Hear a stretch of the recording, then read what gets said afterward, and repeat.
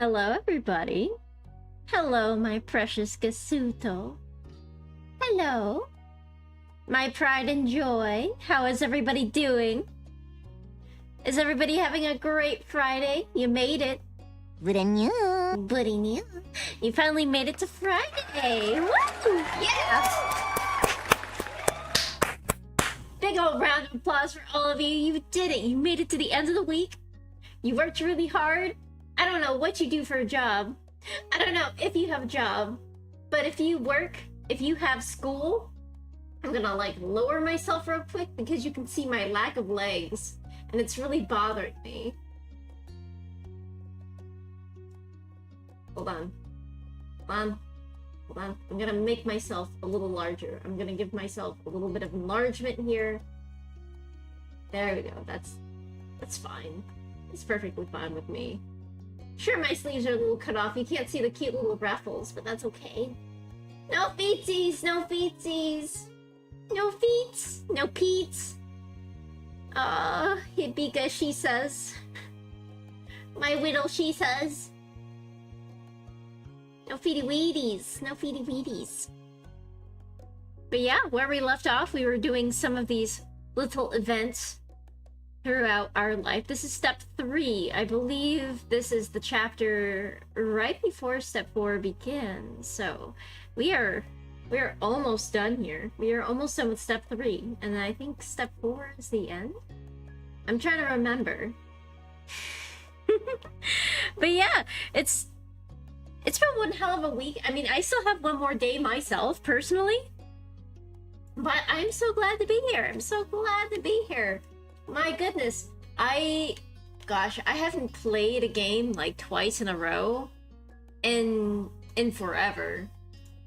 Like, it has literally been forever since I played a game like 2 days in a row. I think the last time I did this was for when I played the Cat Lady, or at least some of the series from A Devil Came Through Here.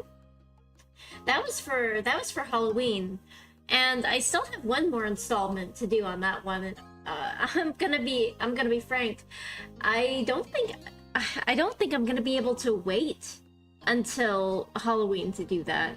But I mean, it doesn't have to be Halloween to play a spooky game, so maybe that'll be somewhere on the horizon this summer, I'm thinking. This summer I plan on revisiting a few games too, like playing more Cuisinier. They added some more features to that. That I'm super excited about. You can finally fucking eat food in that game. I don't know why you couldn't to begin with. That's a little weird for a game where you cook. It's like, oh man, so glad I cooked all these things. Now time for me to not eat them. What? Alrighty. What do you say we get started with the reading of the story? So kick back, relax, grab a cup of tea, grab some Olive Garden breadsticks with your never-ending soup and salad bowl. Yeah, the game teaches you to be selfless. Yeah, because I'm helping everybody else out, including my fucking parents with their debt. But I've got my tea. I've got this apple cinnamon tea that I've been obsessed with. I still haven't run out. There's a lot of tea in this box. And I'm not complaining about it. I'm so happy with this tea. Oh. Maybe you can expect me to get up and make some more for myself. Alrighty. Wow, let's finally get started, shall we?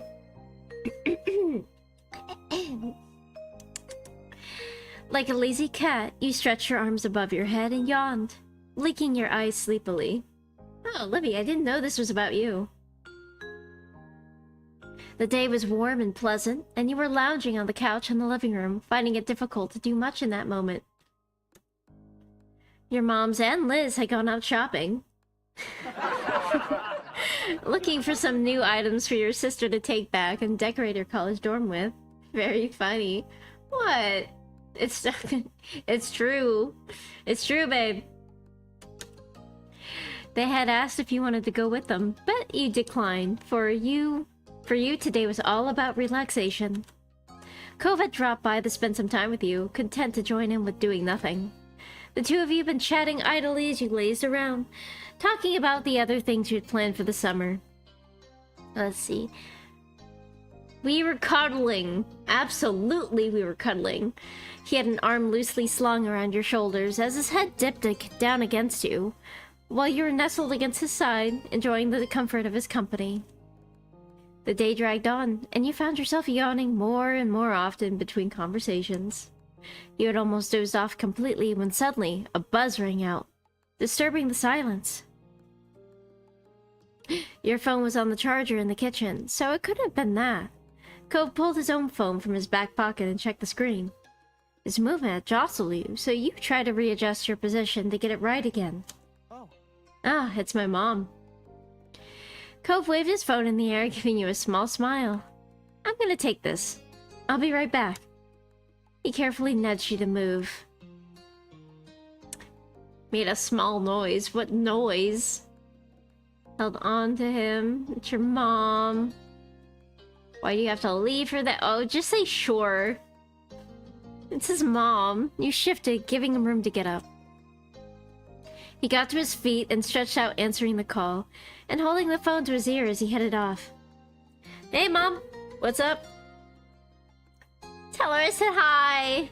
I'm just gonna blow him a kiss because it's silent. I don't want to intrude, but I want to be sweet. He turned and chuckled, throwing you a look as he walked backwards toward the door. The lock clicked behind him as he exited the house, and you sank back into the cushions, idly trying to decide what to do next. After electing to grab your own phone from the charger, you resumed the position on the couch, tapping away at the screen. Ah, doom scrolling. My favorite activity. Your mind drifted from the thoughts of Cove and his phone call with all the many ways your device could distract you. Yes. Screen time. It was an effective enough way to kill the time. And you had managed to do various little things when the door opened again and Cove returned. You instantly closed Pornhub as he entered the room, a small smile pulled at the corners of his lips as he shuffled over to the back of the couch. He reached down to give one of your shoulders. Hey, Zhao, how's it going? A soft stroke of his hand. Hey. I'm back. Why the fuck are you looking at Fudanari porn? Let's see.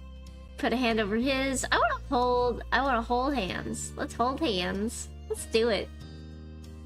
A flush of pink stained his cheeks, but he didn't move away. His skin was so warm and smooth. You wish you could hold on to him forever. Is everything okay? Everything's fine, just... He turned his head suddenly, running a hand through his hair, letting out an exasperated breath. He seemed nervous, but you couldn't imagine why. Fine. It's fine. Nothing to worry about. You raised an eyebrow at his tone, moving your head to the side to try to meet his eye. That doesn't explain what's going on. He shrugged and gave you a tight smile, trying to play at whatever it actually was off as unimportant. There's nothing going on, just stuff I can deal with later, some other time. He was transparently avoiding the truth, and you stared back at him seriously, an indication that you weren't going to ignore what he was doing.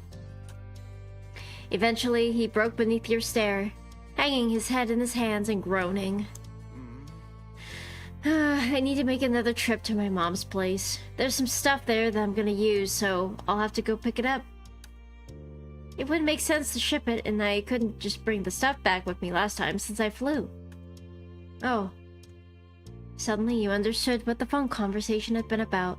Cove was going to drive to his mom's house in Nevada. When will you go? Getting it today. She exposes me. Is he getting it today? Boy, I don't know. It's titled Drive, so maybe we'll finally get that roadhead, you know? Or maybe we're finally gonna give him that roadhead. I mean, who would say no to roadhead, am I right? Mom thinks it would be best to do it now. Well, I'm kinda still free, but... Cove pouted, giving you an unhappy look, and you could see the prospect was already taking a toll on him. I don't want to. I was just there, and for even longer than usual. I'm ready for the roadhead scene. Why do I have to leave right now when it's our summer like this? Let's see. You can hack it. Let's see. Thought it was cute he wanted to stay. It showed how much he appreciated being there and spending time with you. Looking up again, you meet his bright aquamarine eyes, finding a sad smile tugging on his lips. Oh. Suddenly, his eyebrows jumped, and his eyes lit up like a lamp. You could come with me. What? You could come with me. I mean, I get that the two of us live next door to each other, and my mom lives in another state. My trips there are usually to spend time with her, just the two of us. But this time, it won't be like that. All I'm gonna do is drive over, stay for a night, and then pack up in the car in the morning and turn around again. Most of the time will be spent in the car, so it'd be good to have another person there. Plus, you'd have the chance to see my mom again, and her place. Maybe we could even find something cool to break out on the way. I love road trips. I cannot wait for this one. You couldn't stop yourself from laughing at his enthusiasm. He blushed a little, reining himself in. I feel like it could be fun. Please, could you think about it? I want to go. A road trip sounds fun. I'll have to let my moms know. But as long as we have nothing else important on the days we pick, then there's no reason I wouldn't be able to go. I am a full-fledged adult after all. He grinned from ear to ear, ear to ear, thrilled by the news. I'm so glad. This is so great. I'll call my mom back and let her know right now. You spent some time together going over your schedules and making plans for when you could take the trip. You needed to fit in around both of your work schedules, which took a bit of doing, but it came together in the end. Luckily, it was only a 2-day trip, so finding a couple free days in a row wasn't impossible.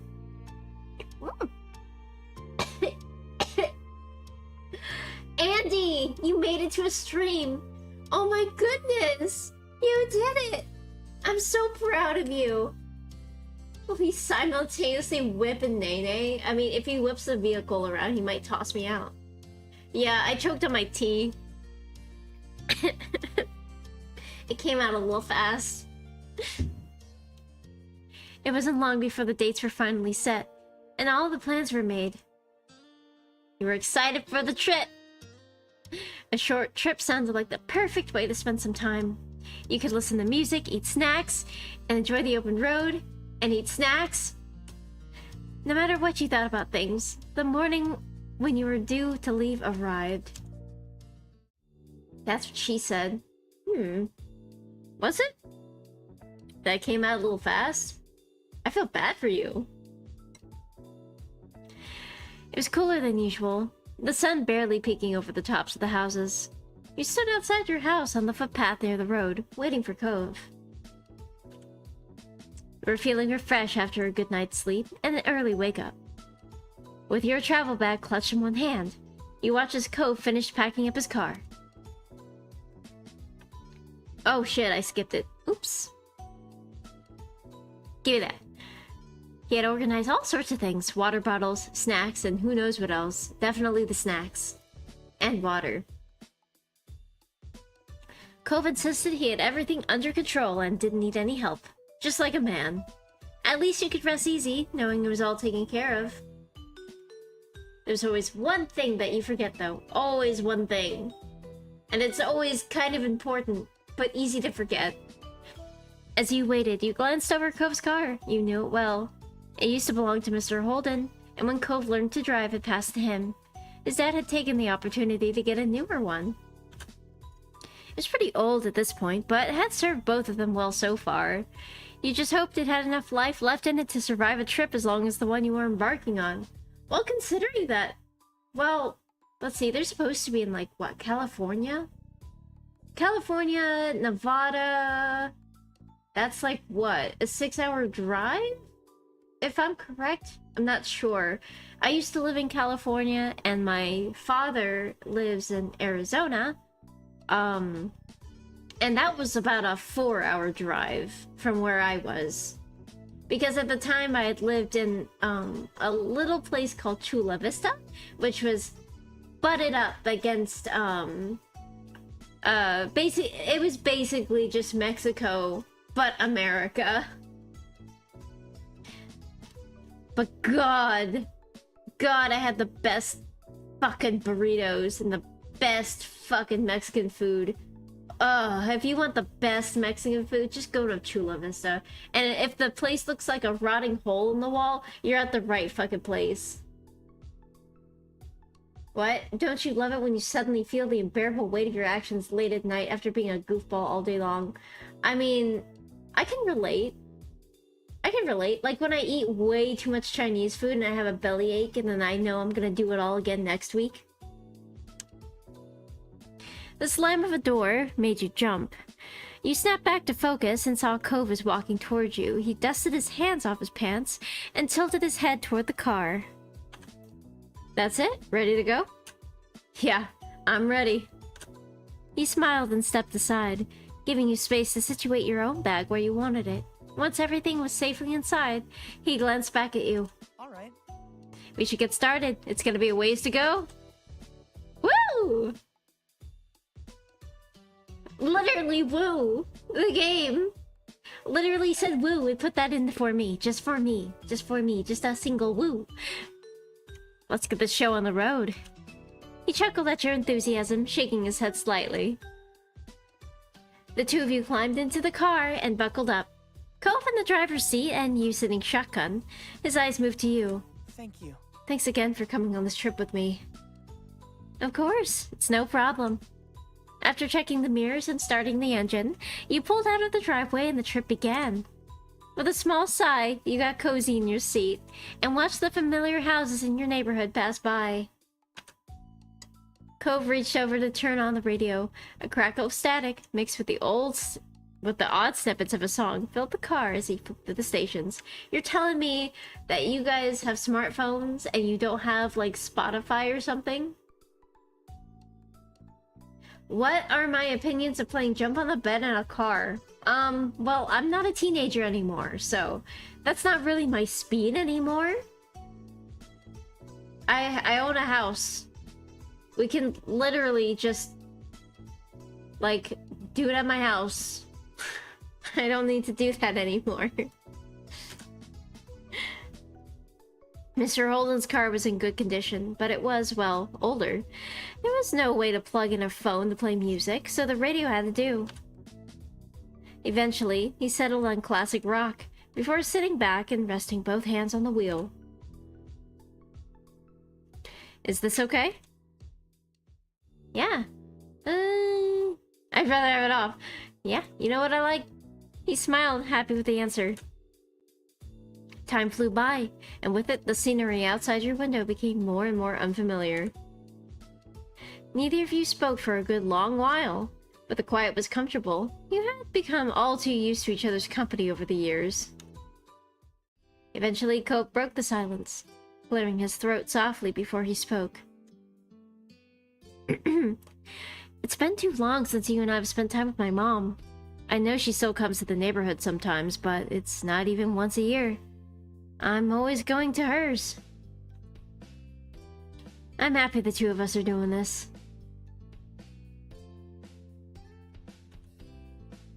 Yeah, me too. Your elbow resting on the windowsill, you gazed out at the world that was slowly coming to life as the morning rolled on by. The sun climbed higher in the sky, forcing you to adjust the visor overhead to keep it out of your eyes. I love how descriptive this game is. I do love how descriptive the game is when it comes to just things that you do. But, like, you wouldn't think of writing them down, you know? Like, it describes things that you would do naturally. But if I was writing this, I would just be so straightforward with it. I wouldn't even think about the little details, and I really like that about this game. Hey, do you mind reaching back for me? Ko gave you a sidelong glance as he drove, indicating with a nod of his head and a tiny smile. I want some chips? The salt and vinegar ones? I don't know how you can eat that.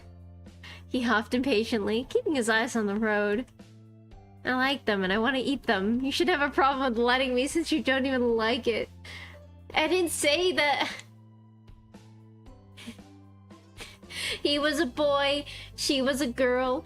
Can I make it any more obvious? God, that was my shit when I was a kid. I fucking loved Avril Lavigne. I had her CD, and I had like a boombox. I had so many CDs. I loved music ever since I was a kid.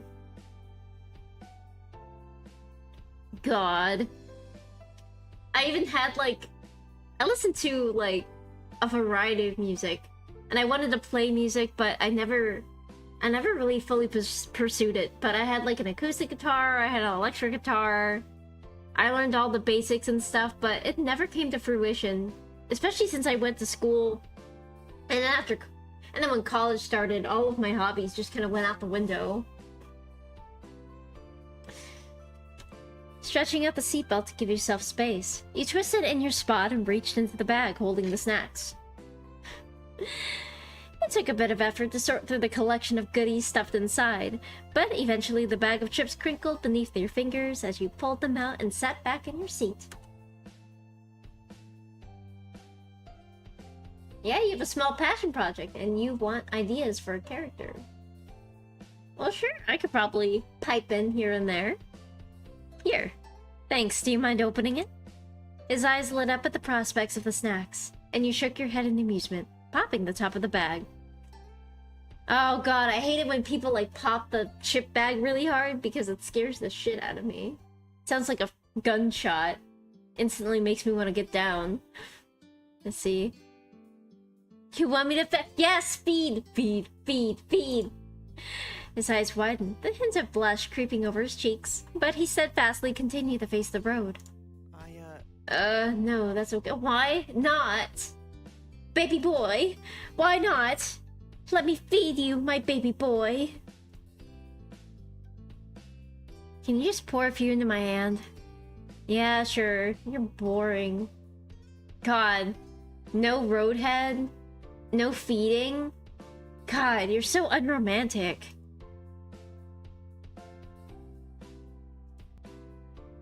Cove held out one outstretched hand. You did your best to have the chips fall onto a palm. Well, Andy, if it takes a lot of explaining, this probably isn't the place to do it right now. If you want to join the Discord, or, you know... If you want to join the Discord and just kind of, like, chat there. Or, I don't even mind talking in my DMs, honestly. Like, everybody's free to chat with me. Literally, just don't be mean to me, and you won't get blocked. That's pretty much it. Just common sense. Cove held out one outstretched hand. He did your best to have the chips fall into his palm, but some did end up on the floor. See? This is what happens when you don't let me feed you. When you don't let me be cute. This is what happens. You end up with chips all over the fucking floor. Who's gonna clean this up, Cove?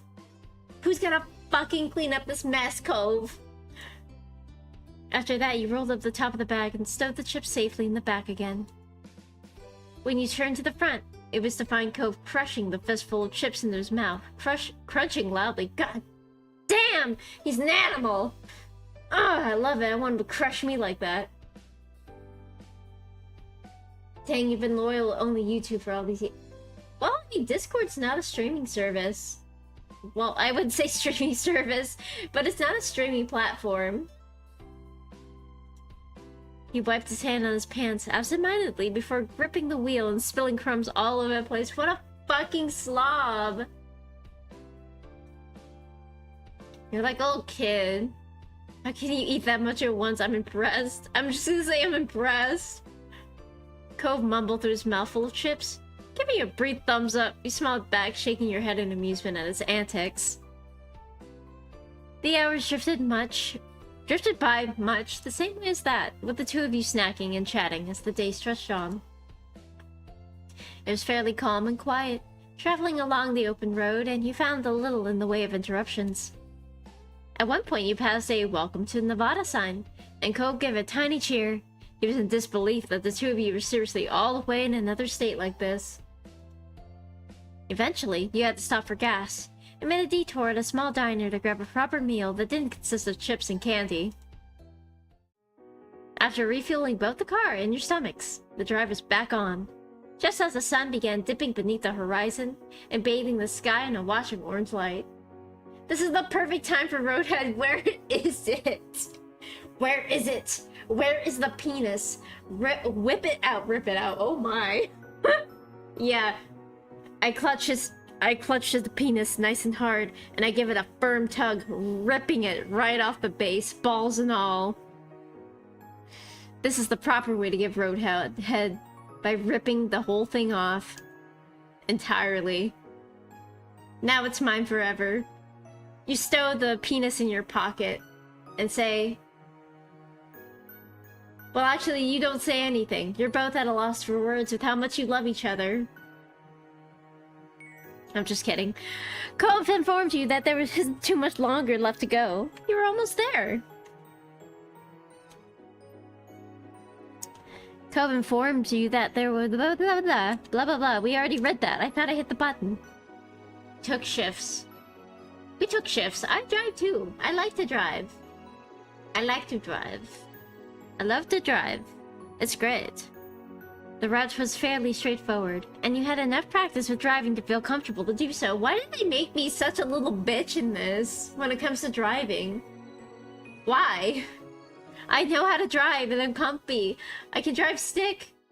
Road ahead. Road ahead? I sure hope there is. Road work? I sure hope it does. When night eventually fell in a blanket of darkness, the drive finally came to an end. Cove pulled into the parking lot of Kyra's apartment building, the glow of car lights disappearing as he turned off the engine and let out a heavy sigh. We made it. We're here!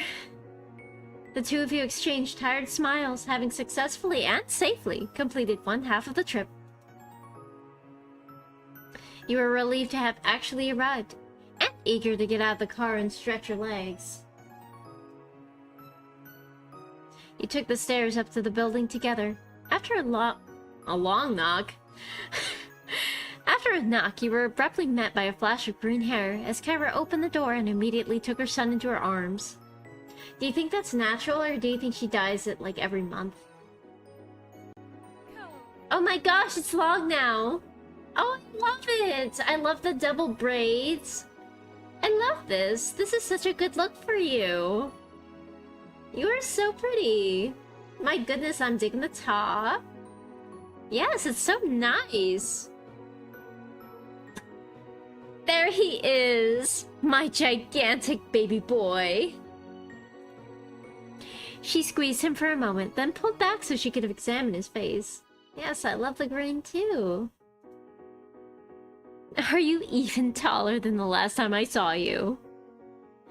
Ko gave you a look and rolled his eyes amusingly, as she patted the tops of his shoulders proudly. You say that every time I'm here. It doesn't even make sense right now. My last visit wasn't that long ago. Kyra simply laughed before letting him go fully, and ushering the two of you into her apartment. Then she turned to you, a wide grin pulling at her lips.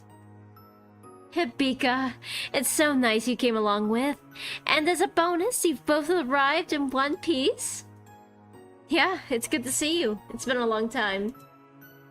Kyra beamed at you both, and while you would have loved nothing more than to settle down and rest after the drive, you could see that she wasn't going to let you go that easily. Oh, with a look like that? Hell no. So, how was the trip? I admit I was just a pinch worried. Let's see. You felt the fussing was unnecessary, you let Kova into that, Let's see. It was alright. We made it without a scratch. Kyra clapped her hands together, the bracelets around her wrist jingling. I'm so proud. That's a hard question. No, it's not. I can hardly believe how mature you both are. Where did all those smarts come from?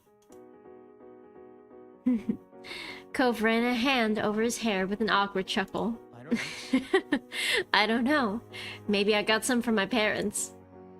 His mom looked up at him deeply, her eyes glistening as she shook sentimentality off with a wave of her hand. You meant Andy's? Oh. I mean, it is a bit of a hard question. Let's see. Wait, what was the question? What would you do if you had to choose between two people who both love you equally and both have their ups and downs? Well, that's just a rock and a hard place. I mean, choosing between two people, it would have to kind of just depend on circumstance, I guess. But I mean, that's just a hard thing to do. It's never easy. It is possible to love more than one person. And sometimes it's possible to love both of them and to choose to be with neither of them. Yeah, it's either or neither. Pretty much. You're right, Starpurse. You have to be half asleep already, huh? I don't want to keep you up much longer. Early morning and any whoosies. Any whoosies. Choose the taller one. I had someone tell me that if I had to choose between two people, choose the one that's better at sex. How do you want to deal with the sleeping arrangements? I've only got my own room in Coves, though the living room couch isn't bad. If Ika can use my bed, I'll just sleep on the floor in the room. It doesn't matter for one night. Kyra laughed out loud, startling you both. You raised an eyebrow at her outburst, giving her a quizzical look. Oh yeah, you'll just stay on the floor? You didn't handle that much back when you were 13 with both of your parents in the room. Oh! Kyle blushed a dark red and gaped, completely unprepared for her to pull out that embarrassing moment from the past. Oh my god, Drew. I'm gonna say something like that but censor myself with the taller thing. No, no, these are my streams, Nebby. You have been here long enough to know that you do not need to censor. This is 18 plus, baby. This is 18 plus and you don't need to censor yourself one bit. Her laughter continued unabated. You're going to be driving tomorrow. Do you really want to risk another potential head injury? Hey. Mom! Oh my gosh. Let's see. Yep, she's right. That's totally what you do. Cove hung his head in a defeated embarrassment while you and Kyra chuckled together. Let's see. Thank you for letting me have that. Oh my god. Oh wow, a scrunkle time. Though I'm not surprised. Isingra is actually streaming right... Ooh, excuse me. Isingra is actually streaming right now, so... Thank you for taking her place tonight. I'll sleep on the couch, I'll take the floor. Cove shook his head, dismissing the idea immediately. No. You're the guest. Alright, off the bed then. Thank you for offering. So, would you be okay with me sleeping on the floor in the room? I'd rather be there than out in the open in the living room, even if there is just the couch. Let's see, I think it's that. It is just for the mods, I think. I have to remember oh shit, I have to remember how to shout out. Here, hold on. I think it's this. I think it's this. Hold on. I'm gonna get this right. Eventually. No! I did it incorrectly. I forgot. I forget every single time. Because I don't do it that often. I'll figure it out eventually. Here, hold on. Let me try the space. Let me try the space. I'll try the space. Oh!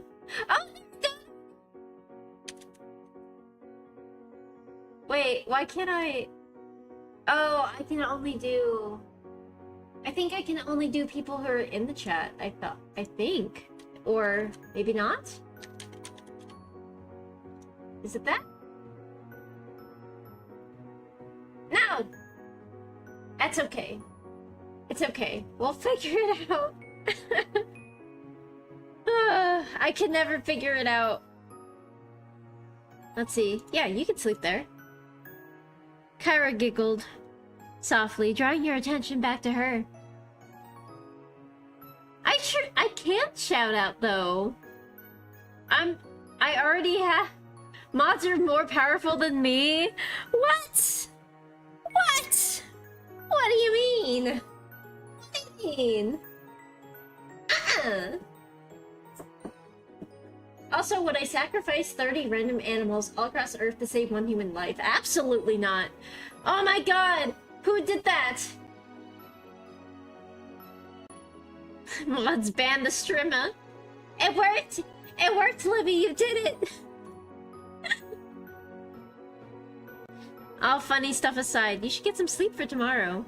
Seems like you're setting yourselves up to not get any. Good job, Livy! Everyone give Livy a round of applause! Everyone give Livy a round of applause. Whoops.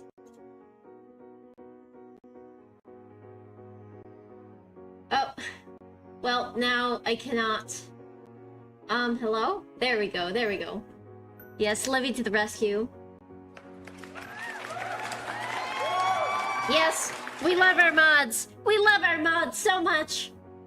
Mom, we're not little kids having a sleepover. We're responsible adults, right, Hibika? Responsible? Responsible? Yes, very responsible. Let's see. Yes, very responsible. She gave the two of you a suspicious look, and you stood up straighter, trying to prove your point. I'll leave it at that then. Just remember that the walls are thin in this apartment. If you can't settle down and sleep, I might just have to separate you. We'll be good. Perfect. Kyra clasped her hands together, her bracelets softly tinkling against each other again. It's only getting later, so I better let you prepare for bed. She nodded toward the hallway and gave you a small smile. I'll play hostess for a sec and show you where the bathroom is first, Hibika, and where you'll be staying for the night. Thank you. You hoisted your travel bag back over your shoulder and followed behind Kyra down the hallway. Cove shuffled along behind you, disappearing into the bedroom while his mom had you go to the restroom. The apartment was small, but nicely decorated in soft, cool colors, with plenty of artwork hanging on the walls to give it character. It was stylish, and exactly what you would have expected from someone like Kyra. After being shown the bathroom, and wishing Kyra a good night, you headed into the room, and found Cove already there. He had changed into his sleepwear for the night as well. Looking around, you found the bedroom to look exactly pretty much the same as the rest of the apartment, but with a small ocean element you were sure Cove must have enjoyed while he stayed there. All in all, the room was pretty clean, though it almost looked more like a hotel guest room than a bedroom. Cove only spent a few weeks out of the year there, so it made sense that it wasn't especially lived in. Damn, I'm liking this shirt, bro. Look at that, that's cool. What do you think? It's pretty nice, huh? Mom always keeps it clean and everything, even when I'm not there. Also, guys, there's an ad starting up soon.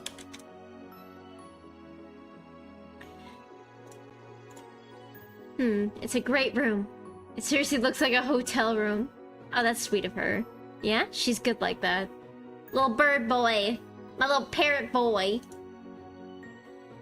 He seemed pleased enough with his response, and gave you a small smile before opening the zip on his bag. Pretty cool shirt. Would be too bad if I were to rip it apart with my teeth. Oh my god. Starburst. You waited until he was settled into bed. Settled in before you flipped off the lights, and a soft glow from outside peeked through the blinds, casting shadows over the floor. You closed your eyes, blocking everything out. Night. Why, you're not wrong. I guess those are his pajamas. Night, Cove. Sleep well. The room grew quiet as the two of you wound down for the night, and you found yourself listening to the sounds of the city outside the window. The noise out there was so different than what you were used to back home. Cars zooming past and people out having fun. Instead of crashing waves and the ocean winds cocooning your house in their embrace. Cove shifted around in his sleeping bag, making the fabric crinkle loudly. Oh god, it's one of those sleeping bags that are like cold. I've outgrown this thing. I should have checked it earlier, but the trip was kind of short notice. Are you sure? Oh, why don't we share? It's big enough. Cove inhaled deeply, the fabric of his sleeping bag crinkling loudly as he fidgeted beneath. I told my mom I was gonna stay on the floor. He frowned, wondering when that had ever stopped him before. Did you really plan on going through with that? No. Oh my goodness. Cove, you're so bad. He hesitated a little, the silence stretching between you. You couldn't help but smile to yourself. You knew him well. The sleeping bag rustled again, and through the dim light you saw him stand and head toward the bed. Sloppy, sloppy time! You too! My gosh! He took in a deep breath as he ran his hands across the top of the blanket, gathering his nerves as his eyes met yours. I'm reading that in the same tone as the fucking bison meme where he goes, yes! Yes! Smacks till the sun rises. Then he paused, his head tilted to the side, as if silently asking for permission. It's alright. He shuffled over to make room for him, as he pulled the bedding up and crawled beneath the covers, leaving the two of you close together, but not quite touching. He exhaled a heavy breath as he laid down on his side, his head getting comfy on the pillow next to yours. You had a strange feeling in your stomach, like it was doing little somersaults, but it felt good to have him close. He raised his fingers and delicately brushed the tips over your cheeks, drawing a shaky sigh from your lips. His touch was warm and feather-light, making you feel tingly all over. Touch it! We're not touching it! We're being sweet right now! When his eyes met yours again, you found yourself lost in them, the world becoming still and silent around you. Then he froze, his muscles his muscles tensing as he closed up like a clam, his breath hitched in his throat. After 9,000 years, this is the first time they're sleeping in the same bed. I mean, yes, I think so. He attempted to whisper something, but it was completely lost on you. With that, having to suffice as a warning, Cove jumped out of the bed and crouched down on the floor, his head held in his hands. Bro is shaking. He's actually quaking right now. He like jumped out of the fucking bed. He couldn't handle it. You bolted upright in bed, staring down at him with a mixture of alarm and bemusement. Are you okay? I'm always like this.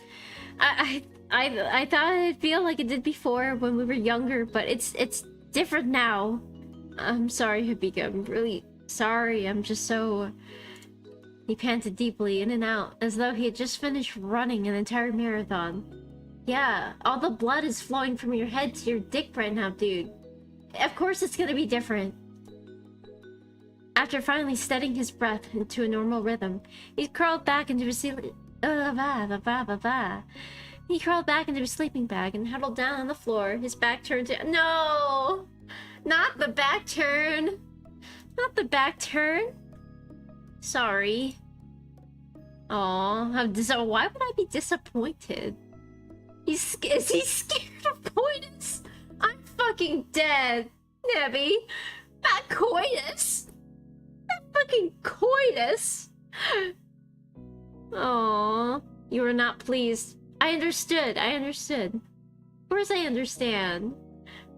You usually need at least one trial run before he could take that kind of step forward. What do you mean a trial run? What is the trial run? Let's see. You don't need to apologize. Let's see. So you don't need to apologize for that, though. He made a small noise, acknowledging that he heard you, but said no more. With the event over, you laid back down in the bed alone for this night. The next day dawned, bringing with it the sounds of birds chirping happily outside the window. You opened your eyes slowly, letting them adjust to the light as you tried to recall where you were, and remembering the unfamiliar sight of Cove's second bedroom. Dude, oh my god, that feeling when you sleep over somewhere, and you wake up, and you have that moment of, oh yeah, I'm here, or it's the feeling of, where the fuck am I? You opened your eyes slowly, okay, blah blah blah. You woke up on your own. Let's see, we woke up on our own. I've always been a morning person, a morning girl.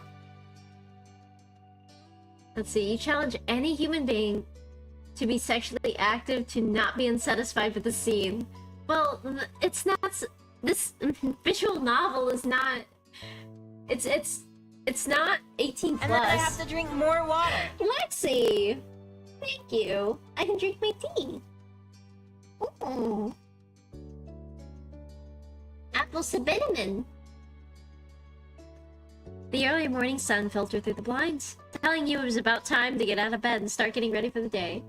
I'll tell you what, like, I would be more than happy to play a not safe for work visual novel, but it has to be an edited video. Simply because I can, like, there's no way I can stream that kind of thing. I can't stream that kind of stuff. I would love to be able to and have everything be censored the way it's supposed to be over stream, but something like that is just impossible. Discord stream. Oh, you're not wrong. You're not wrong. See, this is also why the Discord is 18 plus. The sound of Coves shuffling around the room drew your attention. Oh, you weren't surprised. I've always been a morning person, a morning girl. Has anyone seen Shrek the Musical? I fucking love that musical.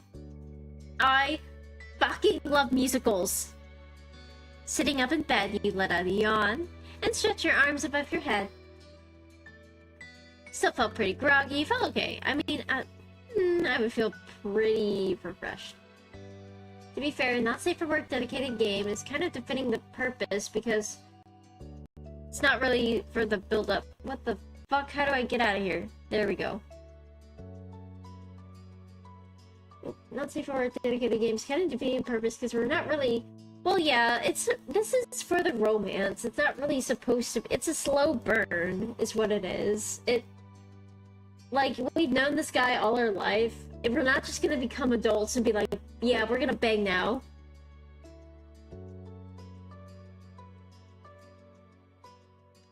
Pretty good, thanks. You? Yeah, it's fine. You pulled yourself out of bed, grabbing a fresh change of clothes and your toiletries before heading to the bathroom. After all, you met Cove back in his room. After all that, you met Cove back in his room. You call this a burn? This is a medium rare. I mean, it's like... Listen, it's just a very slow romance, okay? It's like... Oh, what's the word? It's... Listen. It's just there for, like... It's supposed to be cute. I don't know how else to describe it. It's supposed to be cute. He was sitting on the floor when you entered, sorting through a bunch of stuff in a box, determining what to bring and what to leave behind. Hey! Hey, can you pull out the stuff in those drawers? You nodded, though he hadn't even looked up from the task, so you know he wouldn't have seen. Heading over to the drawers, you started the task of taking out various items and setting them onto the ground in front of Cove. After a while, it became clear to you that Cove was acting strange whenever you went near him. He was flinching over your presence. What? Why? What happened? It happened a few more times before you couldn't take the awkwardness any longer. You dropped the stuff you were holding in front of him and raised a questioning eyebrow. Oh, I know you're not criticizing the game. It is what it is. Is everything okay? I'm sorry. Yeah, I'm sorry about last night. Again. He quietly squeaked the second part of his thought. About not staying in the bed with you. I know you're not trying to mind or be mad at me, but I wish I didn't have to make you accept me backtracking all the time. Yeah, I'm more like screaming at the movie screen, telling the girl not to go in that room with the killers laughing. I do think it felt nice, really. Really, it's just... also not bad, but in an inconvenient way.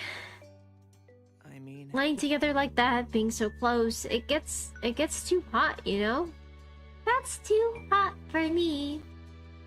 Can I have a peppermint? You can have a peppermint. That's too hot for me. Blech. I don't like the peppermint. You don't like the peppermint. It's too spicy. His cheeks flushed with color, and he immediately trailed off, his eyes firmly fixed on the floor. Boom. I love it. I love that boom. I get it. You will stay the whole night. No! We're not gonna coerce him. It was that intense for you. Maybe I'm the one who should apologize. I'm sorry to bother you. What? It's annoying, but it's what I signed up for with you. What the? I'm not gonna... First of all, these two answers are a definite no. I'm not gonna coerce him to stay in bed with me if he doesn't want to. That's so wrong. Let's see. Let's just nod in acceptance. He let out a fractured chuckle. Thanks. If you're alright, then let's get back to packing. I don't want to actually bring you down by not shutting up about it. With it more or less resolved, you went to go grab some more items as Cope focused on the box in front of him once again. Oh hey, look at this. Then you turned towards the sound of Cope's voice. You found him digging through one of the drawers beneath the bed. Neat. Hey, here's something I definitely need to bring. Neat. Craning your head, you got a better glimpse of what he was holding. An old, yellowing book. When he opened it up, there were a few dry, pressed flowers between the pages. Oh, I love pressing flowers. Those have been gifts you've given him for his mom's place. Something for him to remember you by and to make his time here less lonely. He kept them the whole time. Aww. Let's see. Oh, it's adorable you care so much for them. I can't believe we didn't even take a picture of our love sleeping, drooling. I know. That's exactly what I would do. This is what it's like to date me. Oh, hon, you look so cute. I just had to snap a picture. I mean, form a picture in my memory of how cute you looked, I mean. Don't look at my camera roll. They bring back some good memories. A faint blush of color crept over his cheeks, and he looked away quickly. Nice. These are special. It was important, having a piece of you with me when we were apart. I feel the same way. That's why I gave them to you. Cove smiled, pleased that the feeling was mutual, but then the expression became more amused. And you did keep the souvenirs I brought back. Of course. His grin grew to completion. Thanks. Another hour passed by in silence, and you were happy to see you were making great progress to Cove's room, with only the closet left to sort through. You took a minute to take a mouthful of water from your bottle, and I will do the same.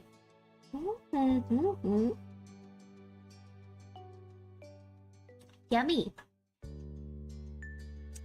From your bottle and perched on the edge of the bed, feeling productive.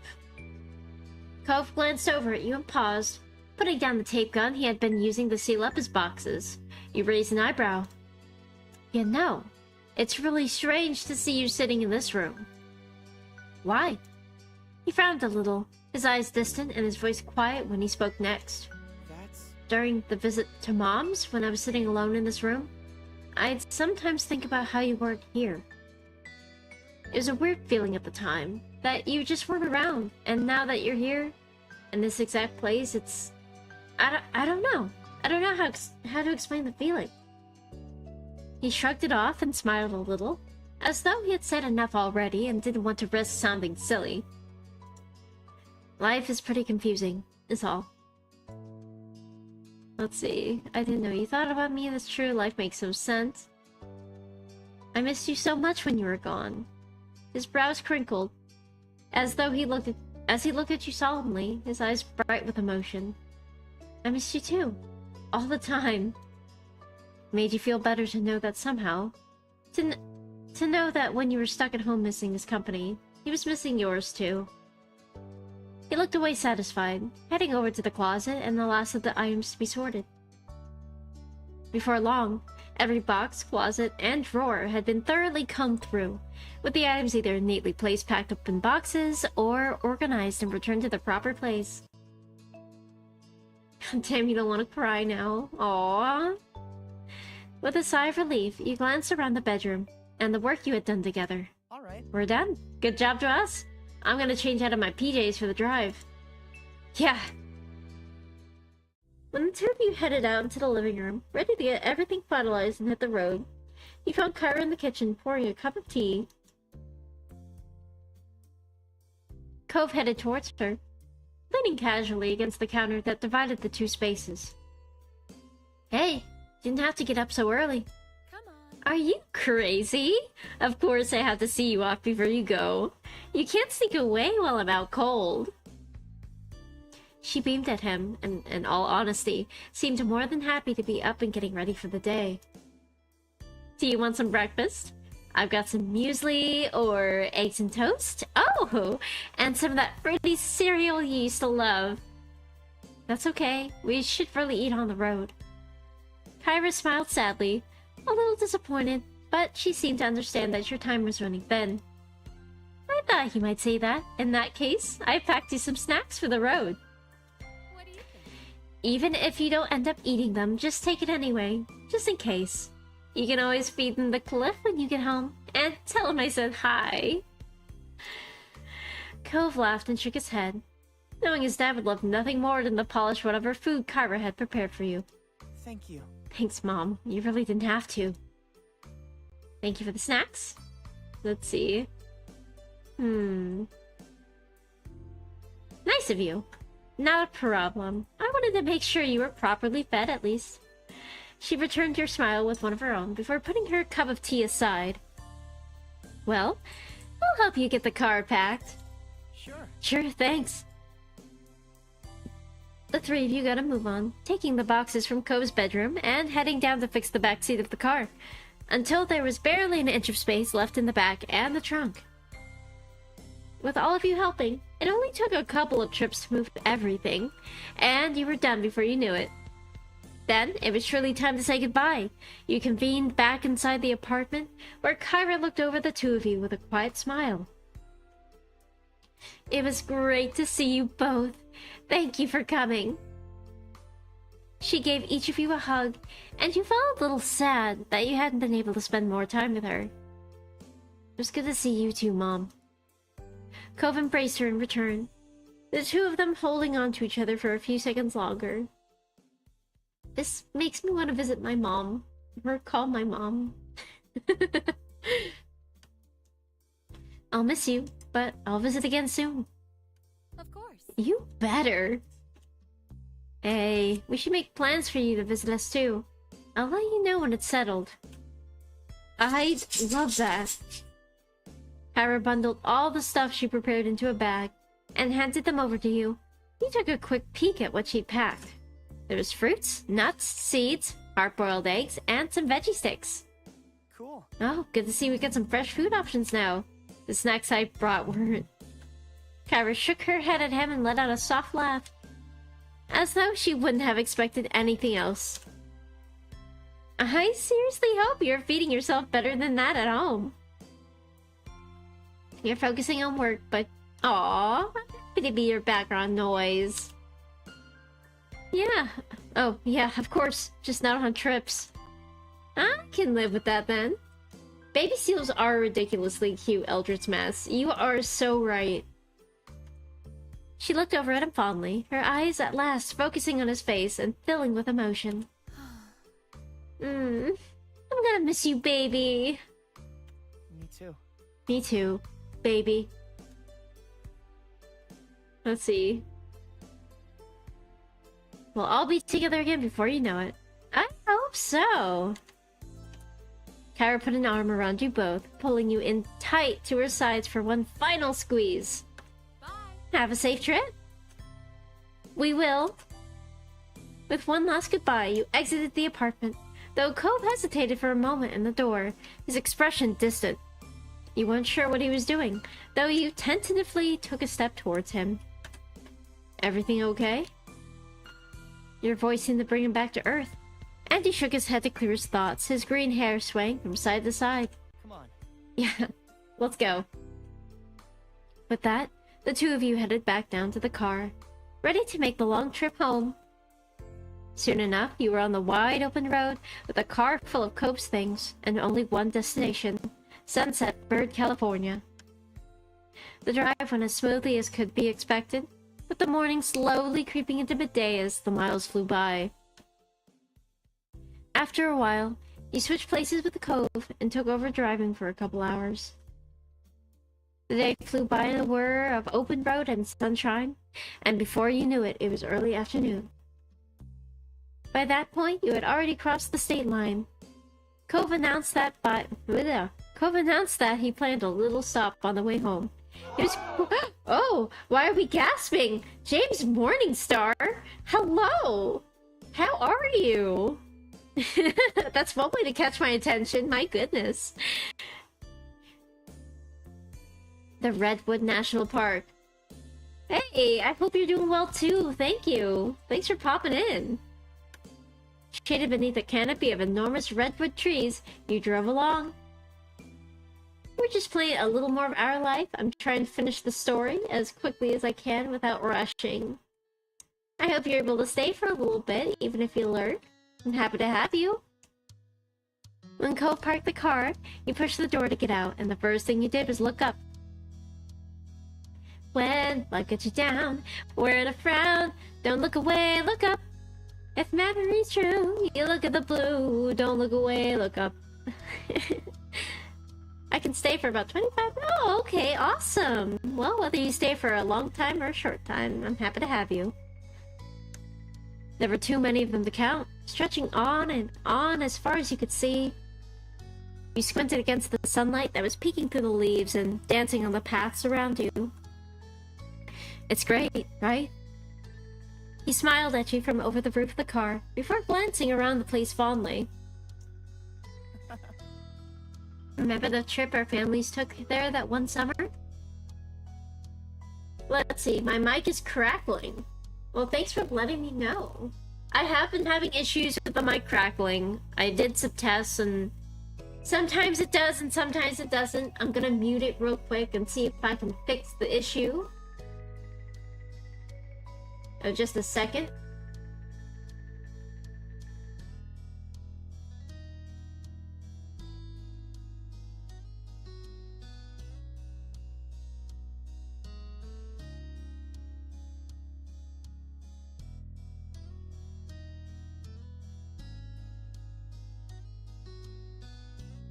Let's see.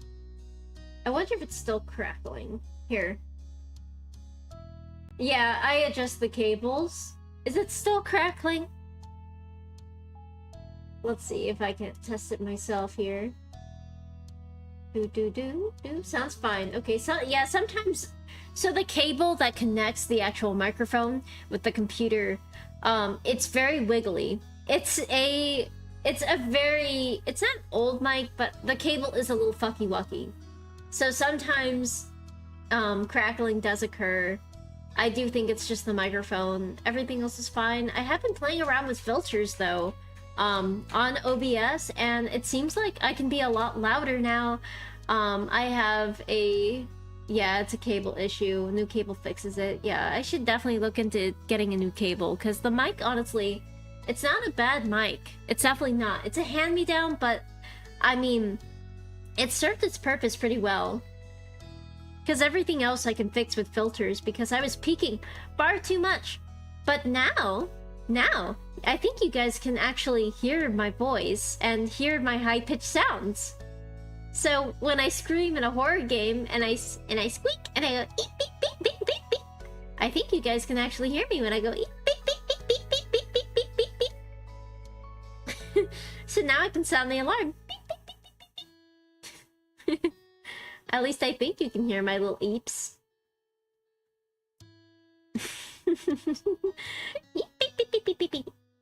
She, she, she.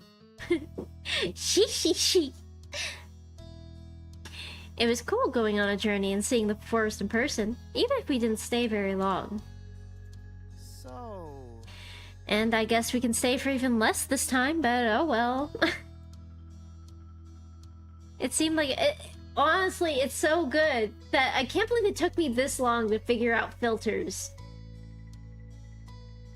It took me so long to figure out the filters, and I'm so happy that you can hear the full range of my voice, because I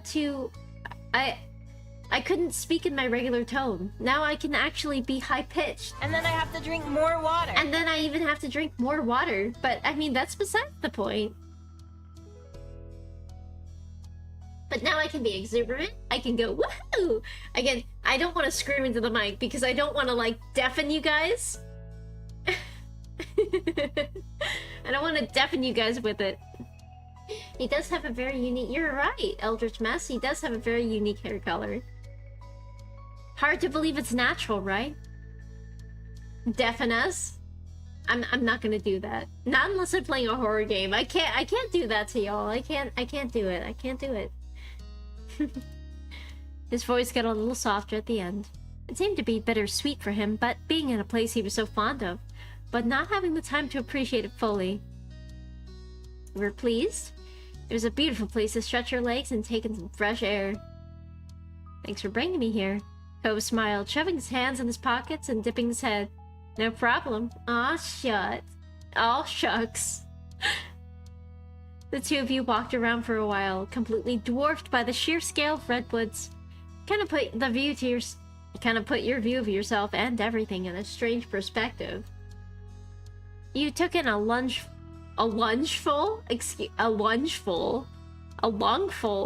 of forest air, listening to the sounds of birdsong and the cool breeze rustling through the underbrush, taking an oh my god, I can't read. You know, I look back at my streams, and you would think that English is my second language, with the way that I read and the way that I speak. But it is not. It is my first language. However, you felt... I'm just giving up on the sentence, I guess. However, you felt about being here. Blah, blah, blah, blah, blah, blah, blah. Or third. Yeah, it could have been my third language. You don't know. I'm just kidding. The only language I know how to speak. You've already followed before. That's why you're not hearing a follow notification. Aww. Well, oh my god. You mean you stopped following me? How could you? I'm so heartbroken right now. I'm just kidding. You wrapped an arm around Cove. No, you didn't. You already followed before. That's why you're not hearing a follow notification. You're still I'm just kidding. I'm just pulling your leg. Pull your leg.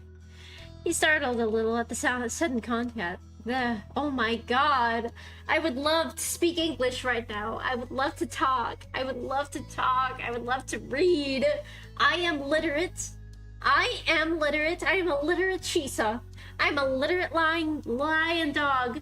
La la la la la. La la la la la. Num num num num num.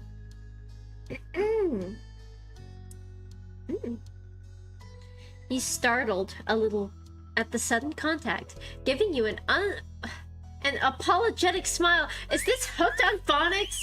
Do I need hooked on phonics right now? Do I need to actually, like, dot the ball? Giving you an apologetic smile before he slowly relaxed into it. I can read, I promise, chat. Being here again, you couldn't help but reminisce on what else could... My god, I'm gonna fucking bash my head on the table. And what else had happened during the trip you had taken here all that time ago.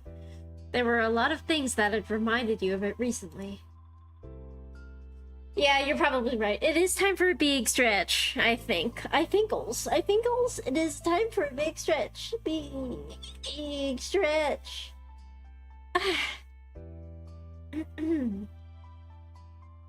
It's okay. No need to be self-conscious. It's just a way for me to shake the tension, honestly. I'm not too worried about it. Stumbling on my words is very frequent. It's something that I've struggled with since childhood. Speech is something I had a speech impediment when I was a kid, and I still have a speech impediment now. It's less so, because I had training. I don't know why. It's probably my brain. It's something in my brain, I think. You looked over at Cove, who seemed to be lost in the peace of the place, and you wondered if any of it had crossed his mind. Excuse me. Smiling at the sight, you thought back on what had been a highlight of that long-gone vacation. You know, we almost kissed on that... Oh my god. We almost kissed on our RV trip. Do you remember that? Cove snorted and covered his mouth with a hand, but you could see the flush of pink on the tip of his nose. Yeah, I remember. I almost gave myself a concussion. It's still probably the top 10 most humiliating things I had ever done. You chuckled at the memory, and how your parents had caught the two of you in the loft together after that. I'm so sorry about that, by the way. Don't worry about it. Don't be. It was kind of funny. You continued chatting about the trip a little while longer, about the things you had seen and done and even eaten. A lot of the memories of Cove had of the trip were similar to your own, but you were also surprised to hear a few of the other things from his point of view. So much had happened that there was no shortage of things to talk about. The place certainly had a nostalgic quality about it. Let's see, to be honest with you, everyone has those moments from time to time. You wouldn't even think I had a speech impediment. Every single... Yeah. Honestly, I also think it's because I read way too fast, but I appreciate the reassurance. I really do. Thank you. Your spirits were light as you ambled past information boards and picnic areas. I just need to slow down when I read. I think I'm just reading way too fast because I'm excited. Also, my poor people that are in Adhill right now. But before long, you decided it was time to bring the short stop to an end and head back to the car. Cove sighed when you finally reached the vehicle, jangling the keys in his hand before unlocking the doors. Well, I wish we didn't have to go, but we're gonna be responsible and not stay longer than we should. How grown up of you. He smiled slightly, and with that, the two of you jumped into the car, buckled in, and put it in drive. You were getting closer and closer to the town as the sun started setting, though you were still far enough away that the radio stations were unfamiliar to you. Oh my god, that side profile though. Cove twisted the dial this way and that before stumbling onto a channel with a song he seemed to like. That was a rare gift from the fates in a sea of static, strange radio jockeys, and grating tunes. His face immediately brightened at the sound of it, and he drummed his fingers along the bottom of the steering wheel happily. Oh my god, the blinking! That's so cool! Sitting back in his seat, he bopped his head along in time to the tune. You smiled, you sang along. Cove raised a pleased eyebrow at your vocalization. Emboldened by you, Cove decided to do a little lip syncing. Aww, that's so cute. Every now and then, a little part would be stumbled over. So me. And by the end, we were both laughing too much to continue. The song ended, and Cove reached over. He's so sad now. Aww. Reached over to start cycling through the radio stations again. Upon finding nothing tolerable, he flipped the dial off in defeat and leaned back in the seat with a sigh. You're telling me you don't have an MP3 player? And then I have to drink more water. Aw, thank you, Lexi. Doing your job, I see. Jabba's mod is to make me hydrate. The miles went on, and any energy you had earlier was beginning to drain away. You imagined home and your family. You'd be together soon. You know, I spent All these years living in Sunset Bird and taking a few weeks each summer visiting my mom in that second room. It's not gonna happen anymore. Not really. I mean... I can still see my parents, but by the way it all works between us has changed forever. He paused, the silence stretching. A serious look settled on his face, his thoughts far away. Let's see. I'm worried about how things will be. I feel the same. You should lighten up. Oh my god, never say this. Never say this to somebody who's sad. Let's see. I'm excited to be on the brink of adulthood. There's so many experiences we've yet to do. Kove's mouth pulled into a tight line, though he gave a small nod. Kove stared straight ahead, then a long, long road. Oh my god, your internet crashed. Welcome back, Starburst. I'm glad you're back. The path looked like it never ended from where you were, but that wasn't true. Eventually, he found a few more words to say. I'm so glad. I think it's good we were able to do this trip without any parents or chaperones. It was just us. We did it all. I don't know, I feel a little more independent now. A little more ready for what's ahead. Oh my gosh, driving all by myself to college when I had to go. Literally, like, you feel independent. You're like, yeah, I'm driving by myself. I'm driving a long distance across the state right now to my college where I'm gonna be all by myself. Granted, freshman year, freshmen couldn't have cars. So, the first year I went to college, I had to be driven by my parents. But the years after that, it felt very, very nice to be able to plan my trip to the way I wanted to, and then also visit any friends that might be along the way, especially at holidays. That was super nice. It was super nice. Let's see. Felt ready for a while now. You didn't respond to his conclusion. It's exciting. The topic seemed to wear on Kove, and he made an attempt to find something else to speak on. So, I'm kinda sad about getting back. I'm gonna miss having you right there tonight. His eyebrows dipped, and he laughed at himself in embarrassment. That sounded way more forward than I meant it to. It's just nice when you're by. You let out a little chuckle to yourself, and the atmosphere became more relaxed, the two of you falling into a comfortable silence. The sky outside grew ever darker as the hours passed, the stars blinking on and like tiny fireflies painted on a canvas of blue. The scenery continued transitioning between open roads, industrial areas, and beach towns, becoming increasingly recognizable as time went on. You felt somewhat disconnected from the world around you as you watched it through your window, your tired mind growing hazy. It was a strange, reflective feeling, but peaceful nonetheless. Soon enough, the world would return to you, and you'd find your feet firmly on the ground. It couldn't be helped. The adventure would end, life could continue, but your memories would linger on. Aww. So, we did this, we did that. Oh, okay, drive. We're doing this, like, backwards. Let's see. Dogs. What's this? Another placid summer day was drifting by. Your daydreams were chasing each other, none sticking around long enough to begin a firm plan, but you really didn't mind that right now. A tapping worked its way into those dreams. Focusing more, you realized it was coming from your window. It is blind. It is absolutely blind. I don't know anything. Heading to the window, you could see Kove outside. His habit of climbing this way was really true Kovism. He'd rather scale your house than wait the extra couple minutes for you to come down. Yep, I can't see the screen. Oh my god, Starburst. Held out a hand. You offered Kove a hand to help him. Once he was mostly inside, he took it to help steady the last bit of his entrance. He needed the help, despite how many times he'd done this. Hey. Yeah, that's actually why I'm stumbling so much. I'm guessing what I'm reading right now. The timing is pretty good, honestly, if I do say so myself. Hey to you.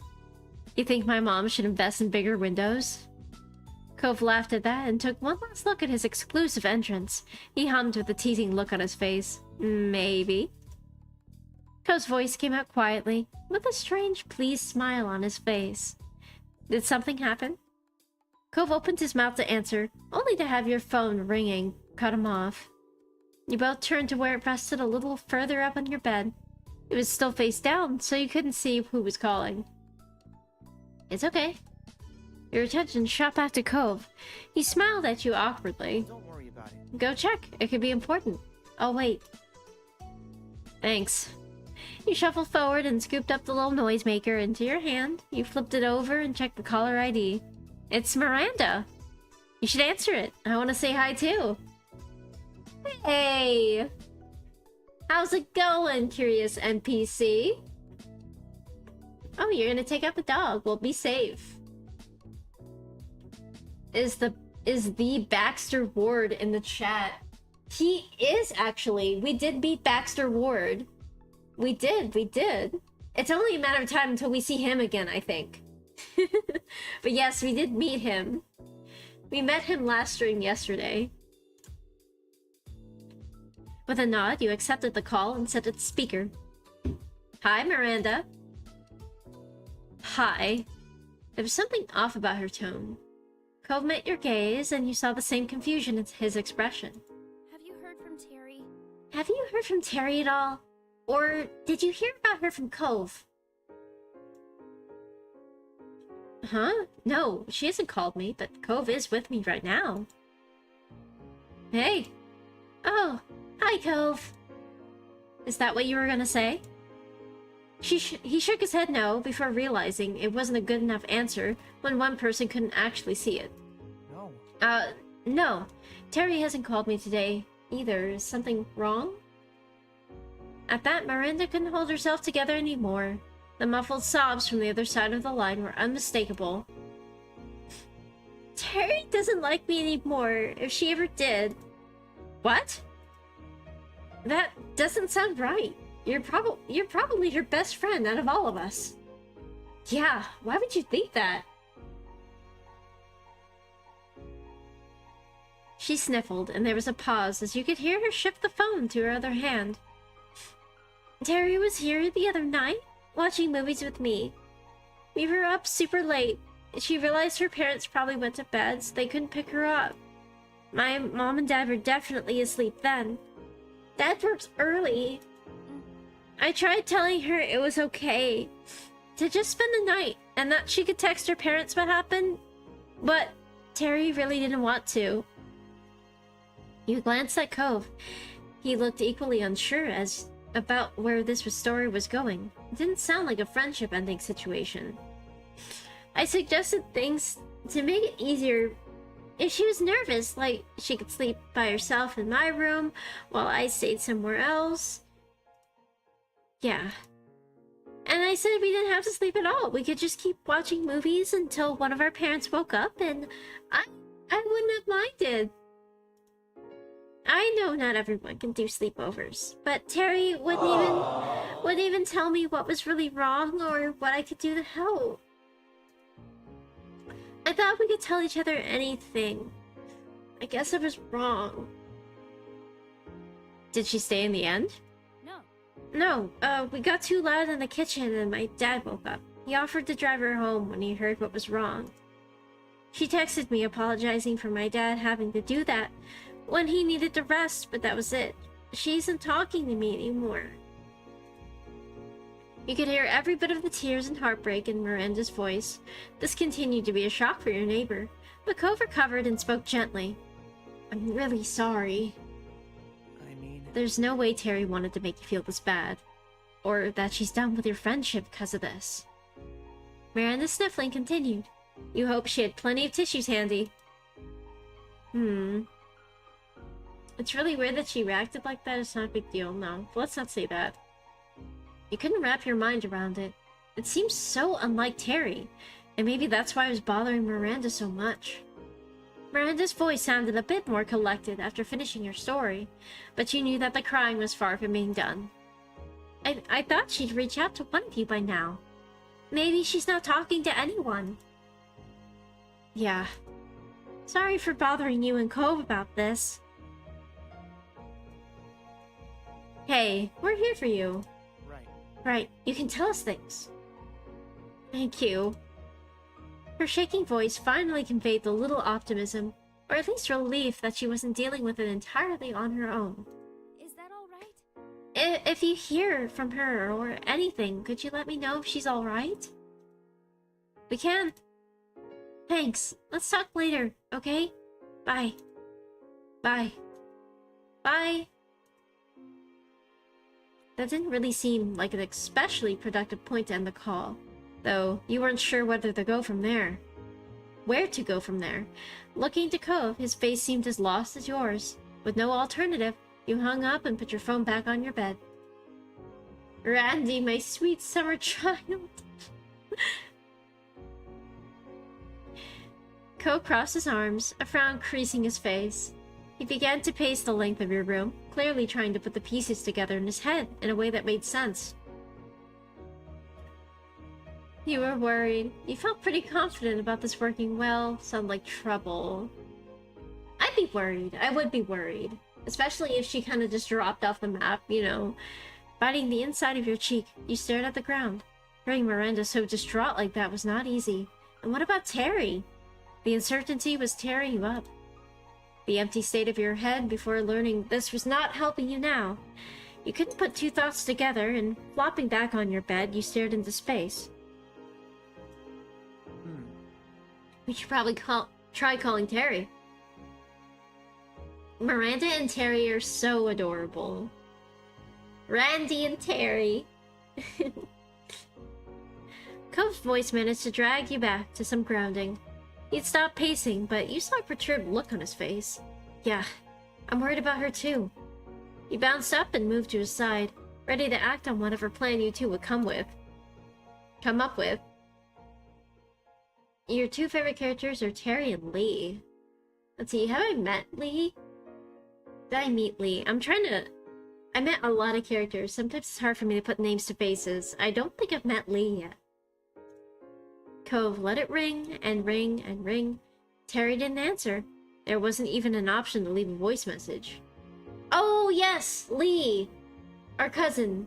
That's right, I remember. Thank you. Thank you. Sometimes I just need a little reminder because there's so many characters. I'm the same way with people, to be frank with you. Your shoulders slumped, and Cove looked even more troubled, if that was possible. He turned to you as if for some lifeline. Yeah, it's very common, even with real people. Like, I'll get names and faces crossed together all the time, or just forget completely. Could you try calling? I'm gonna send a text just like, hey, I was trying to reach you, call me, or something. Yeah. You took up your phone once more. Unfortunately, after another set of interminable rings, the line went dead. No answer, no voicemail. Hanging up, you saw Cove visibly deflate. He rubbed his arm, eyes distant, openly struggling with the whole affair. I don't like this at all. They're fighting. We barely know anything, and they're supposed to just wait and see? Despite only a minute since he texted Terry, Cove checked his phone again. He was desperate for progress, for something, and you frowned as you watched him. There's no way Terry has answered you. They're gonna get over it. You stayed silent. Let's see. Cove stared hard at the screen as though he was trying to will a new message to appear. As your words sank in, he sent a glare your way. What? She hasn't. You need to give it a second. Closing his eyes, he took a deep breath and released it slowly.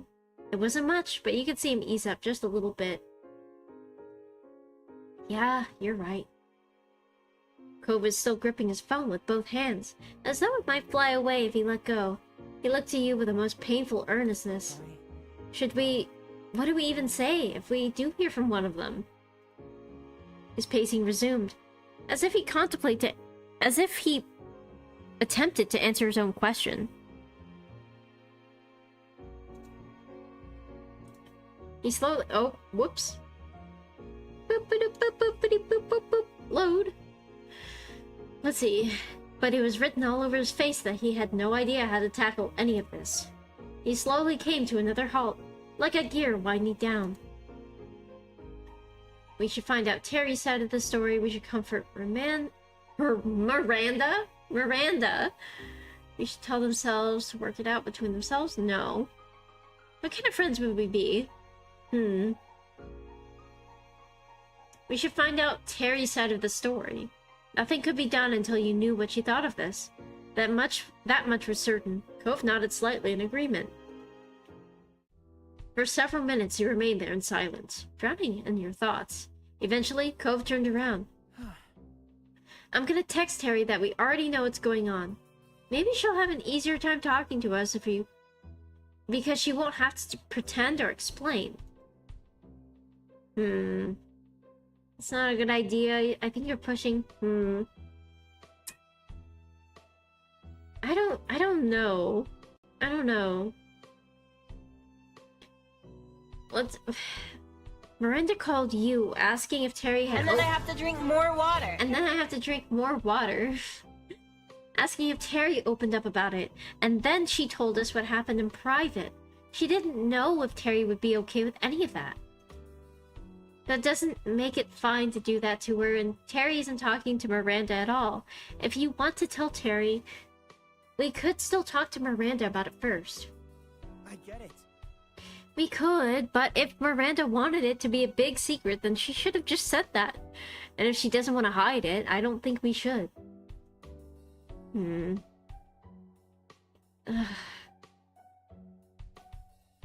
Being tense doesn't mean it's okay to act like that, yeah. Act like what? Selfish!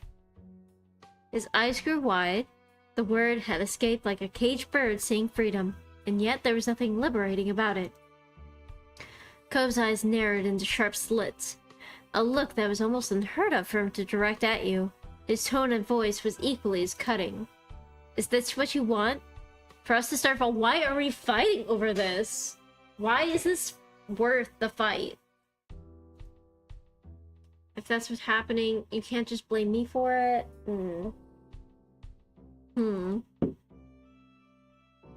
gonna tell him to go home. What the fuck? Let's see. It's not what I want, but that doesn't mean that isn't. No, we're not gonna do that. That instigates it. That's what's happening. You can't just know. That'll also instigate it. Come on, Cove, this is not worth it.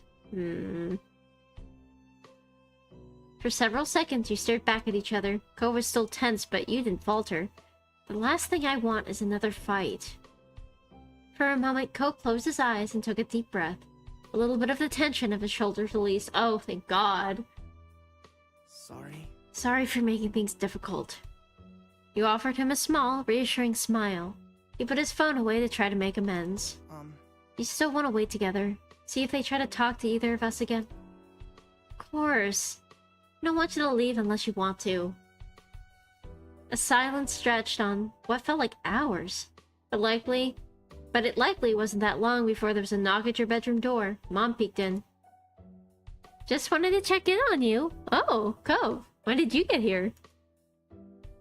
When she saw you were there, she opened the door all the way. Mom was standing there as well. She slipped past her wife to come inside your space. What's going on?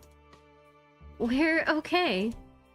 It's just Miranda called earlier. She and Terry are fighting, but none of us know what's going on with Terry. Your parents exchanged a meaningful look, though its meaning was lost on you. I'm so sorry. Oh, that's too bad. I'm sorry there's trouble with your friends, sweetie. Is there anything we can do to help?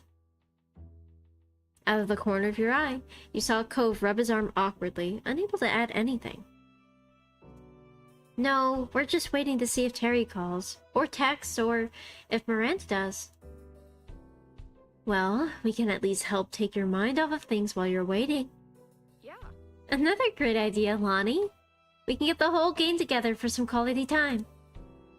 Yes, it'll be wonderful. I'll go see what Liz is up to right now. Excited, she fluttered a few steps away, then stopped. She pivoted on her heels and raised a single finger, flashing a big smile at Cove. It's no trouble. And, of course, Cliff will be welcome too. Cliff? Cove! What the fuck? Alright, you need to leave. Well, it was good to have you, James. Hope to see you next time. Have a good night. Bye-bye. Let's see. Knowing your family's always there for you, that couldn't be underestimated. In fact, it meant everything to you. Your mom's cared so much. I really appreciate this. Thank you. Yeah, thanks. That's nice of you. You're welcome. You're both very welcome. Don't sweat it, not so kiddos. Leave things to us. Just relax, and we'll call you when it's all together. You nodded, and your moms dispersed for now, springing into action for their impromptu get-together. You flopped down on your bed, feeling like you could sink into it and disappear. Cove, meanwhile, took a spot on the chair off to the side. You sighed at the same time, and Cove's mouth pulled into a bent smile at that. He gave his phone another quick check, and his eyebrows furrowed. Still nothing? Yep, this is crap, huh? Yep. Cove chewed the inside of his cheek, as if to mimic the stress that was clearly eating away at him. Oh, what's wrong? What's really wrong? One disagreement doesn't make you act like this. That got a pointed pause in his movement. Cove was carefully trying to put his thoughts together. He spoke in a fragile voice. When people you care about, when they're unhappy with each other, there's nothing you can do, at least when you're in a fight. Yourself. You have some responsibility, some control over it all. I wish it didn't have to happen, but that isn't possible, so... Oh well, I guess. His attempt at giving a nonchalant shrug was pitiable.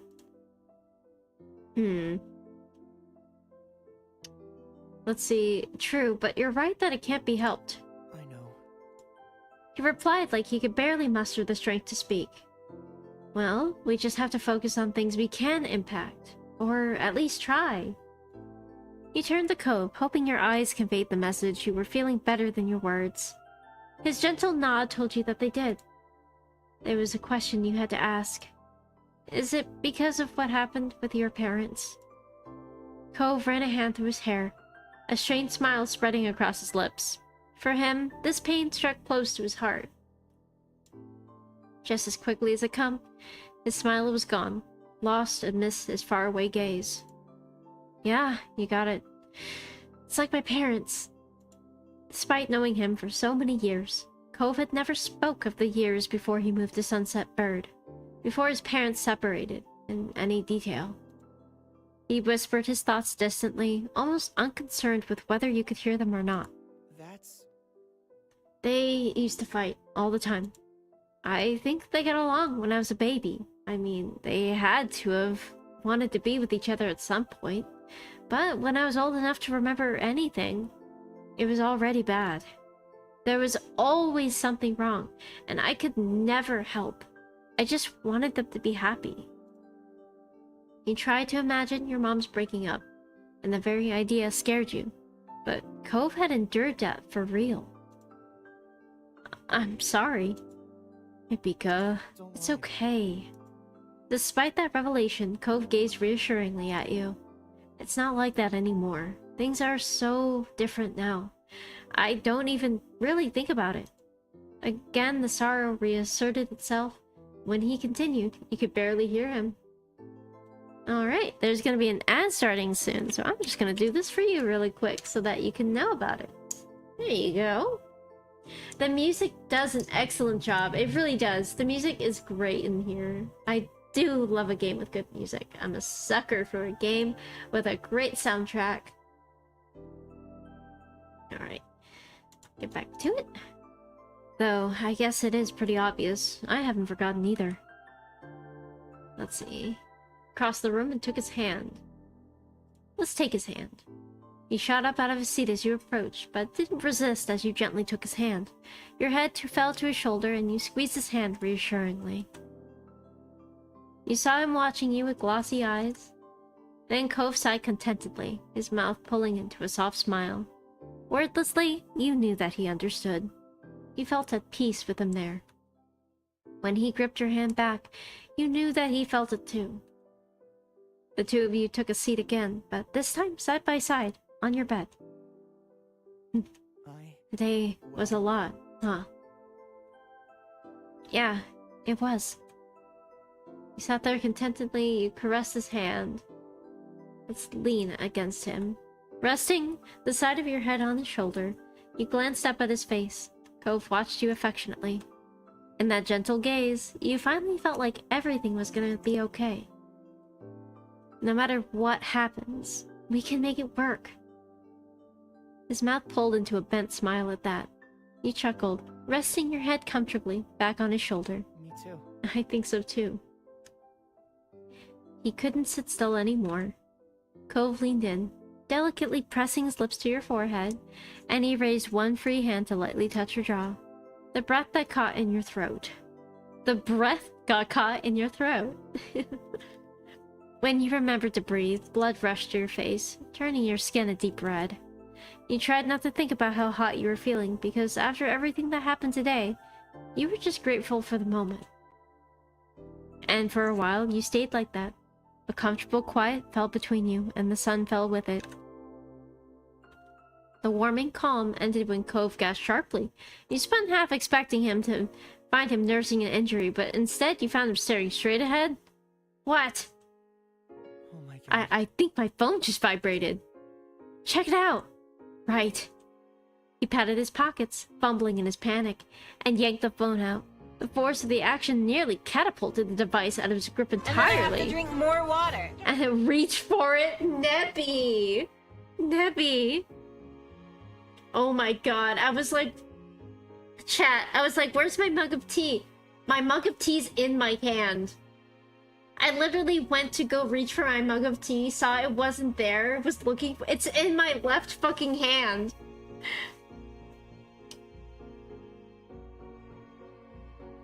Jeez. Oh my god.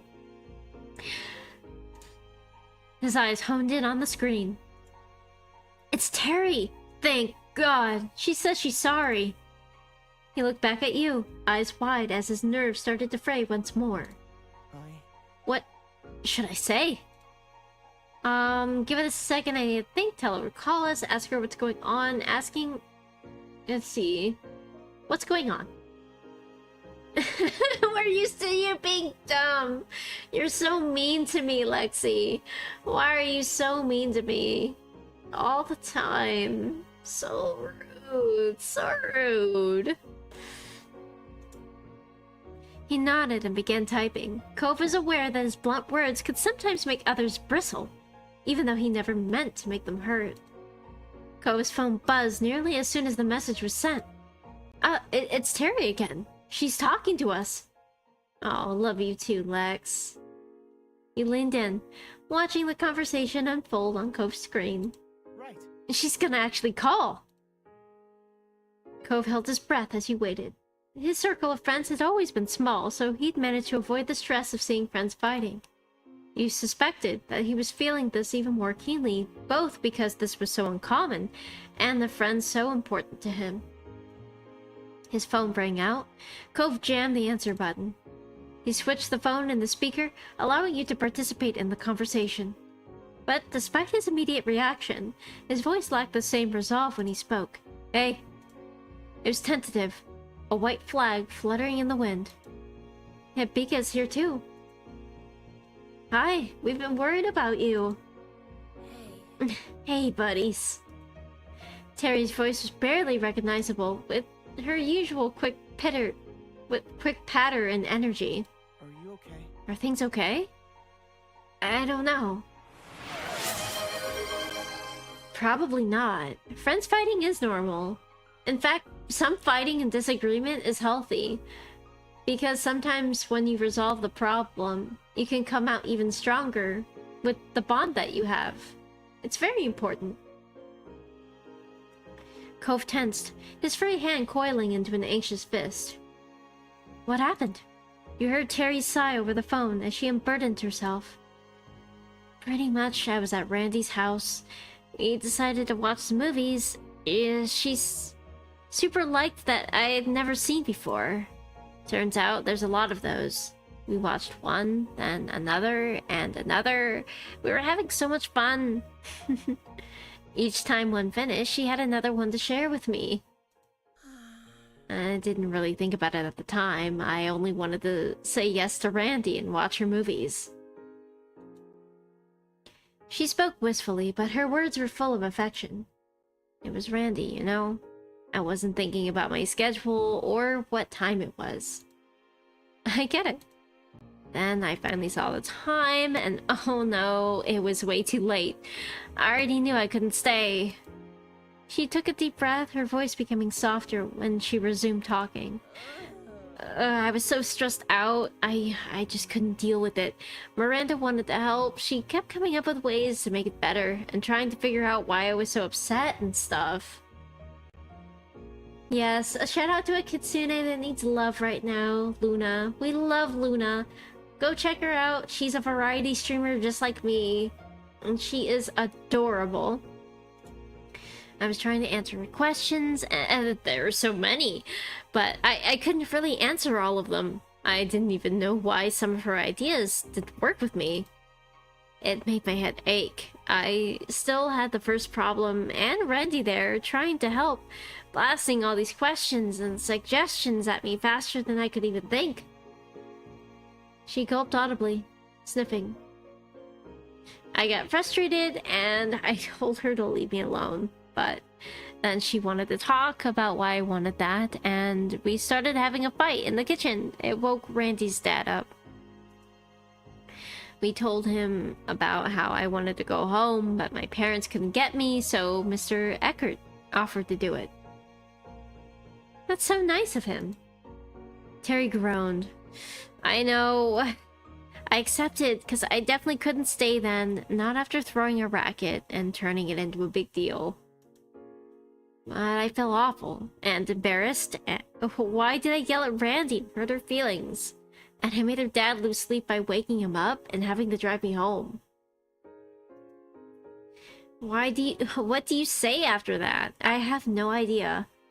I don't know where to start. And I don't want to make it worse by saying the wrong thing and fighting again. So, I'm not talking.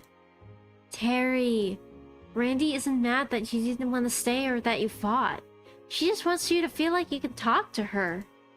I mean, you can say whatever you want. She'll listen. Not talking to her at all is pretty much the only wrong way to go about it. Terry lamented mournfully on the other end of the line, but he had a point. Unless she faced Miranda again, there would be no resolution.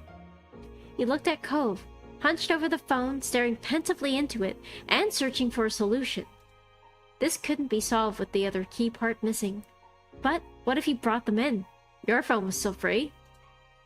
You suggested calling up Miranda now. Let's do... yes. We like consent. What if we called Miranda? That way you could talk to her but wouldn't have to do it alone?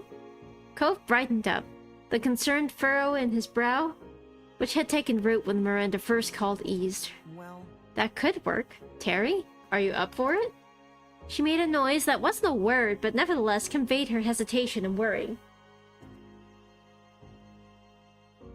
But she brought it to a close with a decisive exhalation, as if pushing all negative thoughts from her body.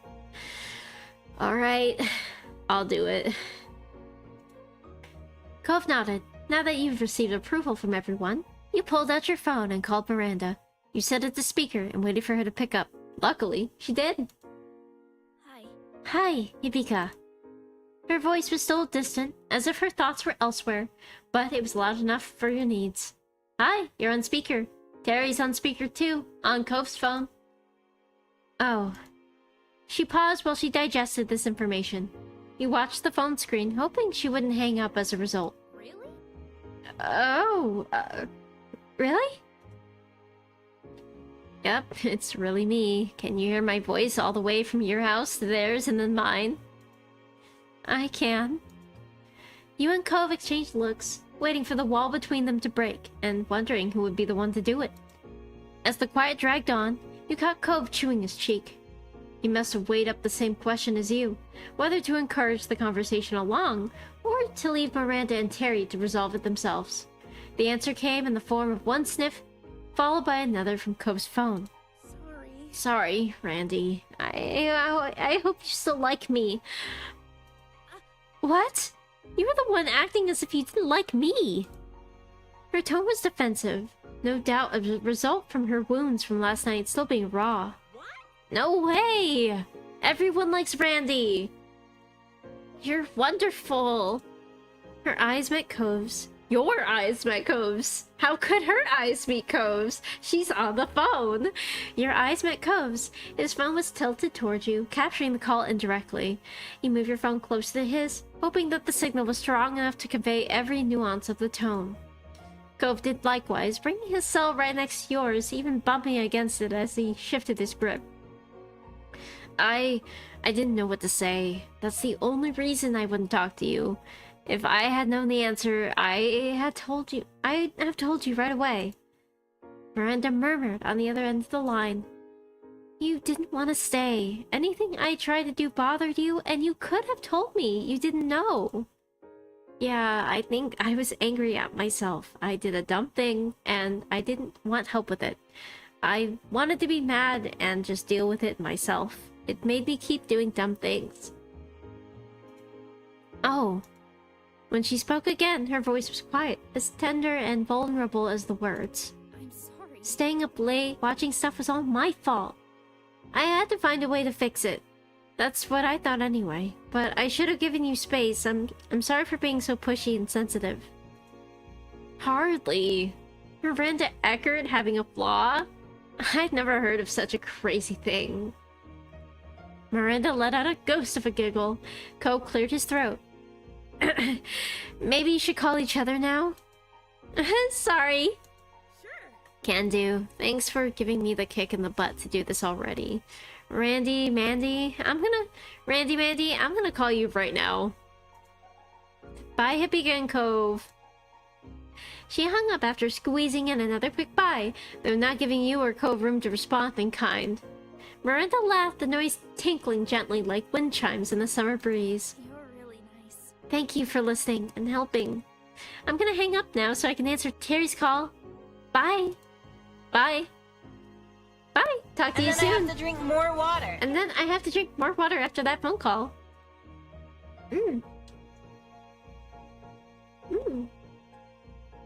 Apple cinnamon.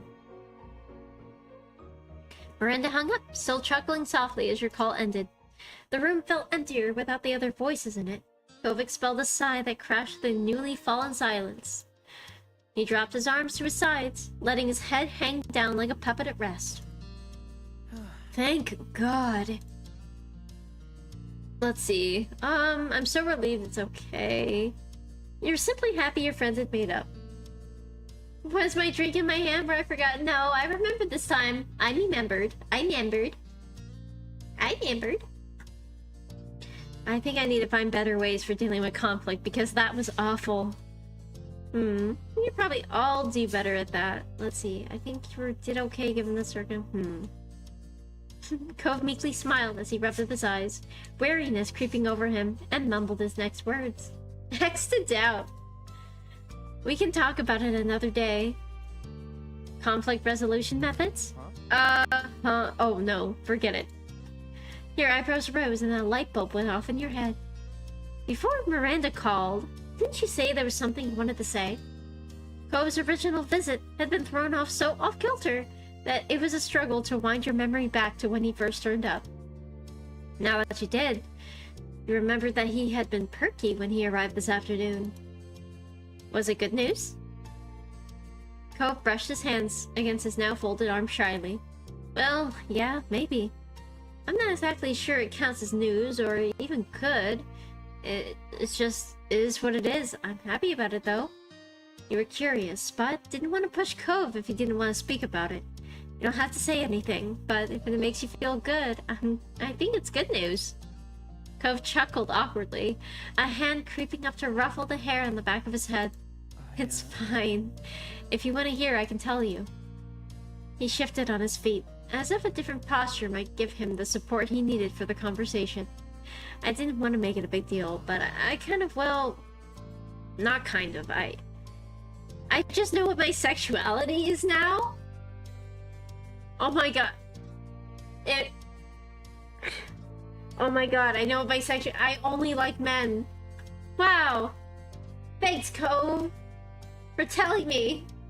Grab it now. Nebby, is it Nebby, is this what it's like to date you? Are you just grabbing at things? So grabby. My goodness. Oh, real subject change, huh? He chuckled. True, it was unexpected, but you were excited that Cove had come to understand himself more. I'm glad he wanted to share that with you. Trap and now turning back. I don't think that's how that works. That's great. Tell me more. Cove drew a breath, straightening up. I'm demisexual. Oh. Okay, so he needs an emotional connection.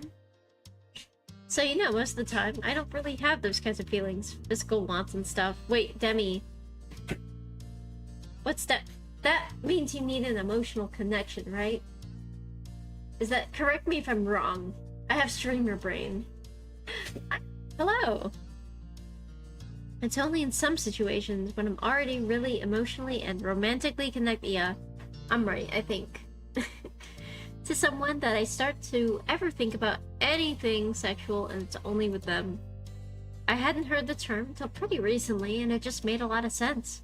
Once I knew what it meant, I had a word that fit how I felt. Yeah. And I'm pan-romantic because I never had a preference for a specific gender or anything, so yeah, hey, me too! I'm also pan-romantic. Because I don't care what you identify as long as I like you. I could love you. That makes sense. Cove looked down at the floor, being so open and direct about a matter that personal, but you were sure he'd spent a long time trying to figure out. Seemed to be kind of weird for him. Despite that, there was a small, proud smile on his face, and when he looked up again, his gaze was steadfast. It's really nice to know. Let's see. You felt proud of your boyfriend too. Let's see. I feel proud. I feel very proud you went out and found yourself. I'm very proud of you for doing that. The dog is walked and fed, you got your food, packaged right. Getting shit done, Starburst. You know what? I'm proud of you. I'm proud of all y'all. Y'all are my pride and joy. So he didn't know it. I mean, that happens. Some people don't know what their sexuality is, and they can still date people. They can think they know what their sexuality is. They can do what feels right, but things change over the years, and you can feel differently about some things. It happens all the time. And unfortunately, that sometimes breaks up people, where, you know, they end up figuring out that, you know, the relationship is not for them because of their sexuality that they discovered that they are. But the important part is that you find out what you're comfortable with and discover who you are bit by bit, and stay true to that. All this talk of Cove's sexuality made you reflect about your own. Oi!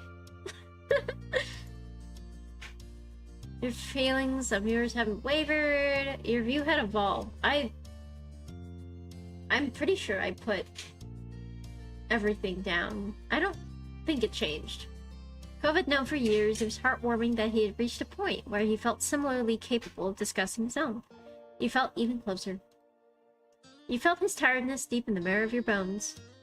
It had been a trying day. Now everything was neatly wrapped up, for today at least, and you had earned a rest. You had some good talks and come out of it not only knowing each other better, but yourself too.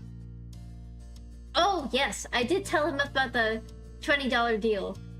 We did that during the dinner with his parents. That's also hello Kai. Hi. Greetings. We did that during the dinner with his parents. Hey. Hey, we should probably head downstairs soon if your moms are still wanting everyone to get together. Yeah, that's right. With a renewed spring in your step, you led the way down to your room. You got downstairs to find the others already assembled and waiting. Hi. Damn, she in her get-up and everything, wearing hats in the house. Hello. Hey. Good to see you both. Hey. And Mr. Holden. Hi. Here we were, trying to corral everyone into a group, but the two of you were already upstairs this whole time. Of course we were together. You paid Speak of the devil! You paid Hibika to stick with me, or did you forget? The statement was meaningless to your family, who looked to each other for answers in vain. Mr. Holden, who got the message loud and clear, seemed embarrassed. He chuckled nervously, rubbing the back of his neck. Ouch, son. You always know when to remind me of that one. Uh-huh. Can't let you live it down yet. Can we hear exactly what this secret is? The suspense is killing us. Right. Alright. I better get everyone up to speed. He held up his hands and palms out, pacifying his audience. I love that it described exactly what I did to voice that line. Or perhaps holding them up as a shield in advance. That first day I met Hibika, I had been worried about Cove being alone for the summer. There weren't a lot of kids around, and he wasn't exactly on the best terms with me at that time. He glanced around at your family, gauging their responses. I felt like this was my one shot, so I kinda offered her $20 to be friends with Cove, and added that she couldn't tell him about it. Aw, thank you for the headpats, Miss Valentine. Hello! How you doing? Beep. Liz gasped. Ma was staring incredulously at Mr. Holden, while Mom's eyebrows had retreated to her hairline. And then I have to drink more water. And that almost made me piss myself. But I will drink more water so that I can piss myself again.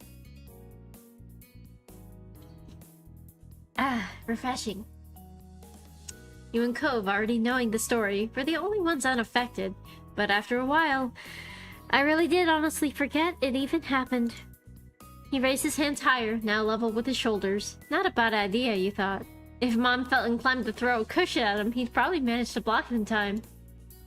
I know that's bad, but I've had so many grand ideas over the years. It's hard to keep track of them all. Ko smiled, placing his hands on his hips and shaking his head at his father's antics. Seriously? I can't believe you, though also I totally can.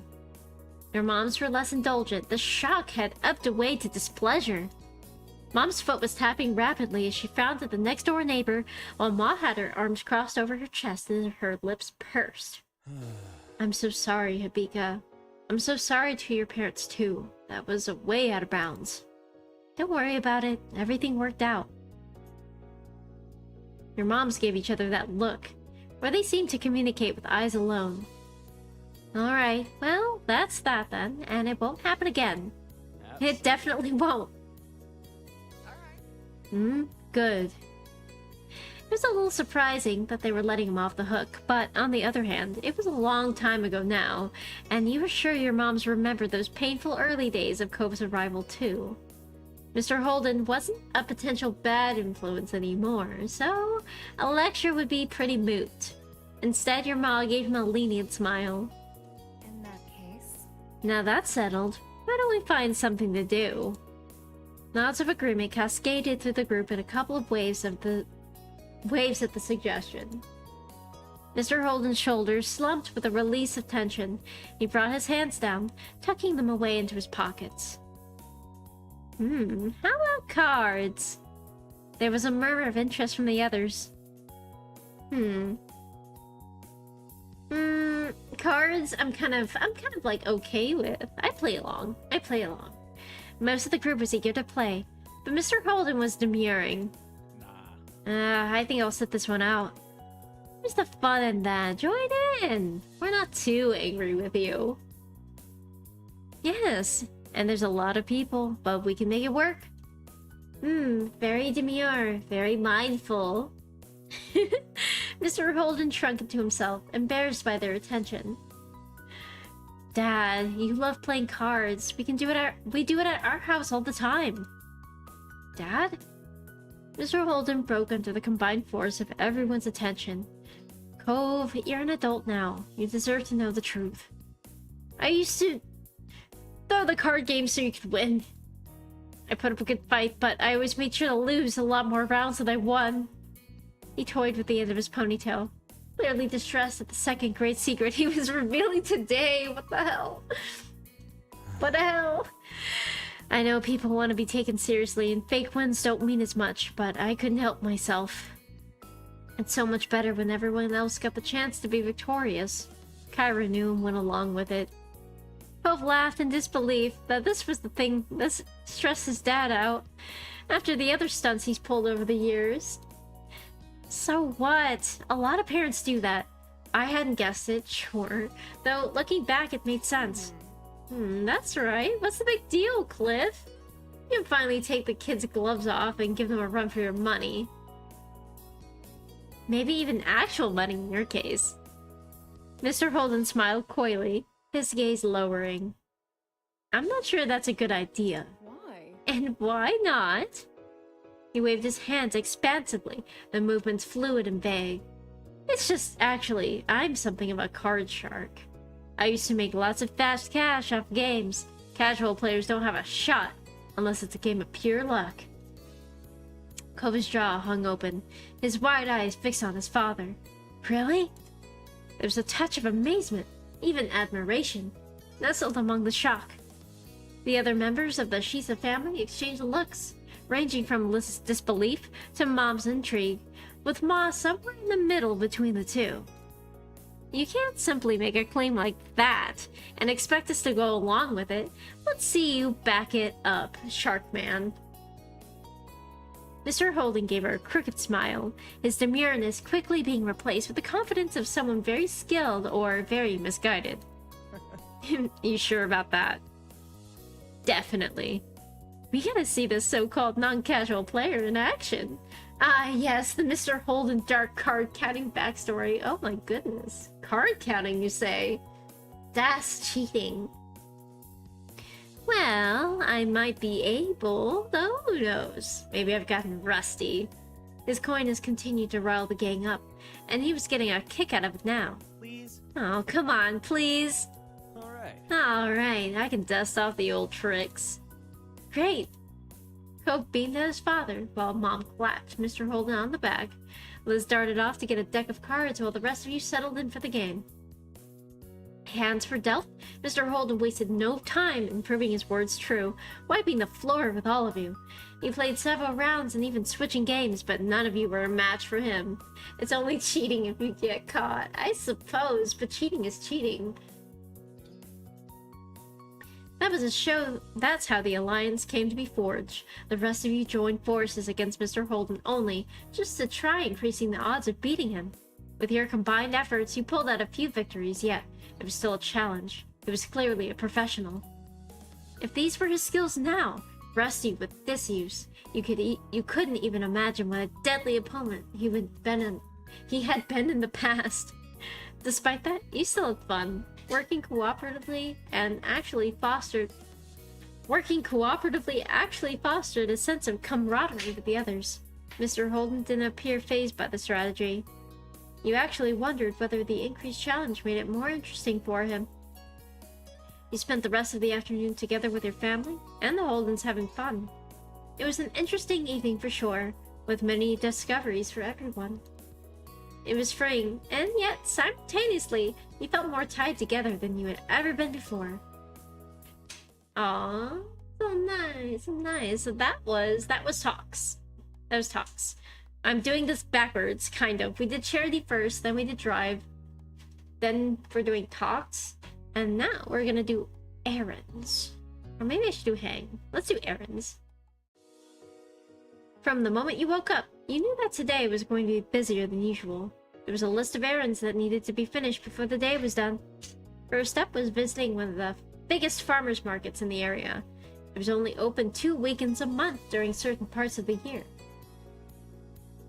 It was rare that you and your family were able to attend, so your moms liked to make the most out of every minute. Oh my gosh, I miss going to the farmers market, honestly. I can't attend anymore because I work Saturdays and it always happens on Saturday mornings, so I can't attend them. I really miss them though. And you realize it wasn't just them feeling that way when you heard a whistle from the left side. Wow, this is a swanky show. Vegetables I've never seen so highbrow. Seriously, they don't mess around with their products. Isn't that free? Isn't it exciting? Liz crossed her arms. You could tell she was amused. We couldn't have picked a more perfect trip. It had been too long since we had a true family outing. Her teasing tone said more than she actually did. Your next-door neighbors had joined you for this day, and that's what made it a true family outing. The three parents laughed approvingly. Out of the corner of your eye, you caught Cove looking at you sympathetically. Some things never change, and some jokes never died. You'd long accepted that. Let's see, you were excited to check things out. You're in a bad mood.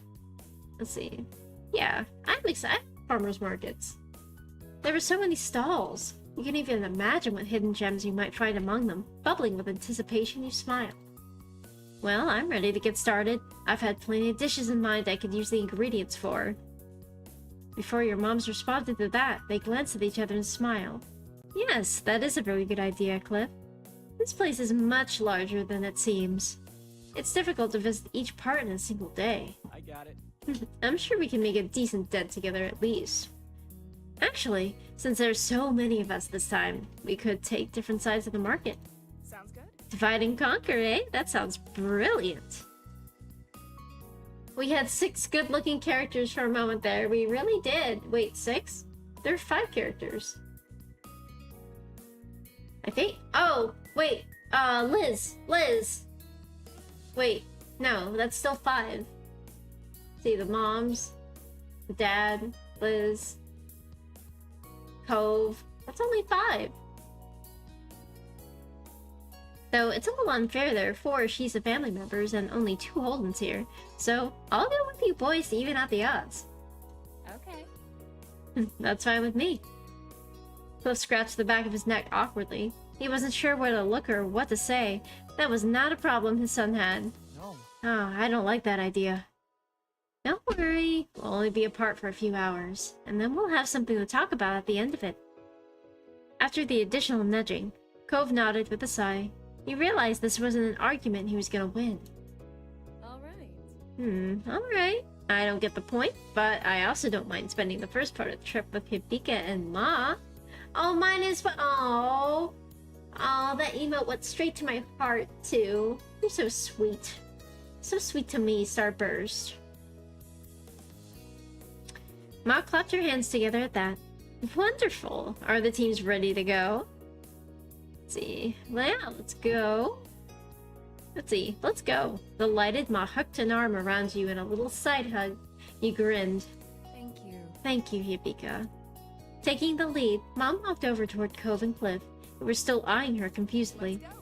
Come on, boys. We're headed out. Sure. Okay. Cove looked at you softly and found himself pulled forward, stopping in front of you. His expression flickered for a moment, hesitant. Bye. Bye. Bye. Cove lightly took one of your hands in his, gave it a small squeeze. He dipped his face forward, wanting to kiss farewell. When instead he stopped midway, his whole body stiff. He jerked his gaze back at your mom and realized she had grabbed the hem of her shirt, giving it a small tug before letting go. Time's a wasting, Cove, and I've known you long enough to be aware that you're one to linger. If I don't stop you now, you'll only drag your feet parting ways more. Oh, come on, Mom, let me kiss my hand. He's being a gentleman. The two of you can snuggle and make out as much as you want later. We have important shopping to do now. Mom! Cove gasped at what he felt was a truly obscene thing to say.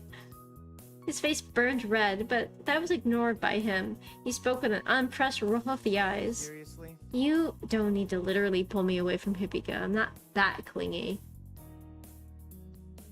Mom sniggered with a shake of her head. Cove's eyebrows raised over the reaction and he turned to Ma. She wouldn't meet his eyes as she whistled innocently. Liz smirked ear to ear, and Cove whipped his head toward his dad. I can't talk now. Mr. Holden couldn't offer anything more than an apologetic shrug. It was only then it dawned on Cove that everyone did think he was that needy. Finally, he dared to face you with wide, pleading eyes. Let's see. Don't make fun of him. Angry? Well, I wouldn't be angry about it. I guess I am pretty direct. You snapped louder than you meant, and it was met with several surprised looks. but she kept a stern gaze fixed on them. Cove, meanwhile, beamed at having your support. Without thinking, Cove took another step forward, feeling drawn to you. Oh. Also, again, Mom grabbed the back of his shirt. She tried suppressing him, not that clingy, he says as he was holding on with both hands. He's cute. He's so cute, isn't he? Internet is crazy that all. Did you lose internet again, Starburst? Actions speak louder than words. Cove's mouth twisted as he struggled to come up with something to say in his defense. He was newly embarrassed all over again. Yeah, well... so what? That omission had Liz, your mom's, and his dad bursting with laughter. Cove grimaced and walked several steps from the group before stopping. He clearly wanted to move on, so much that he was physically moving away. You smiled softly and waved goodbye. When he noticed Cove's mouth pulled into a bent smile of his own, and he seemed to feel better a bit. See you later. He had to threaten him with resetting the network to work again. Not the entire family, but seriously, the entire family bullying him. Take care of yourselves. At that, Mom picked a direction and set out into the market with Mr. Holden and Cove following behind her. Grinning, Ma sent them off with a big wave. Liz gave a daintier goodbye. Wave herself. Let's see, despite the change in plans, we're gonna be there. You were happy, now you were annoyed. Despite the change of plans. It wasn't what you imagined, but that didn't matter. There's a whole market to explore, and you can wait to find some good stuff. When they were gone, Mom cheerily turned toward you and Liz. She put her hands on her hips. Do you think there'll be any nice ginger around here? We'll have to find out. He nodded in agreement, keen to truly get the trip going. Ma led you both into the busy market. Some time passed browsing. There were only a few stalls you stopped at. You had fun chatting and laughing, pointing at various things to Ma and Liz, and vice versa. At one point, Ma stopped suddenly. She put a hand on her belly and gave a half-hearted smile. I think I should have used the bathroom before we left home. I really have to shit. Just need to pee? Yes. Yes, Liz. I'll have to visit the ladies' room now. That's a lie. She has to shit. No one puts their hand on their belly just to go pee. Let's see, should Liz and I go on without you? Should we all go with you? Ma craned forward as she struggled to pinpoint the direction she needed to go. She gently considered your suggestion. There's no need to worry about me for this. Or waste time standing around. Keep on shopping. Oh god, please don't come with me. I really have to shit. Though actually, I might need help finding my way. Can you please come, Lizzie? You and your sister had to share a look at that. Why do that of all things? Hey. Ma, if anyone should go anywhere on their own, shouldn't it be you? You're the one needing a detour, and you're the parent here. Ma giggled, unfazed by the resistance. Liz, meanwhile, tipped the brow of her head up, watching Ma skeptically. Soon, Hibika will have to handle doing these kinds of errands on her own. This makes good practice. What? Ma hooked an arm around Liz and pulled her along. Y'all just gonna leave me here alone by myself to... What if I get snatched? Have fun. Have fun? We'll find each other again later. What the... Oh, I'm just gonna be by myself now? What's this shit? Excuse me. Let's see. So I'm gagged right now. I'm absolutely fucking gagged. You watched, dumbfounded, as they waded into the crowd. They were out of sight within moments. And what started as a group outing rapidly became you, entirely on your own. What is this bullshit? What is this? You're overwhelmed. You thought, screw them? Isintra, hello! How are you? How was your stream? Let's see, didn't know. He thought Ma was being ridiculous, but he didn't mind. You weren't sure what ulterior motives Ma had for pulling this, but that was far down on your priority list. Oh, she's definitely up to something. Definitely up to something. You were starting to feel happy at the idea of doing things at your own pace. Let's see, walked off on your own. Let's see. You know what? We're gonna walk off on our own. We're not gonna call for Cove this time. We're gonna be independent. It was good, but you had to run because of an emergency. Oh. Everything okay? Resigned to your fate, you picked up where you left off browsing the stalls. One hooked your attention. Ooh, is that... Oh, is that fudge? An array of homemade fudge. There were even vegan versions of every option. Oh, wow. Coffee, caramel, chocolate, cookies and cream. Dark chocolate mint fudge. Now that's my shit. Oh god, where... Oh god, do they have it? They have it! Canned bread! Everything's not okay? Are you okay? You can talk to me about it later. It's okay. You can text me whenever you want to. Let's see. Got close to the stall. I want some fucking fudge. You sidestepped past a few other people and got yourself right for the counter for a better look. There was a widespread dozens of delicately cut squares of decadence. People are in critical condition. Why are you smiling at that?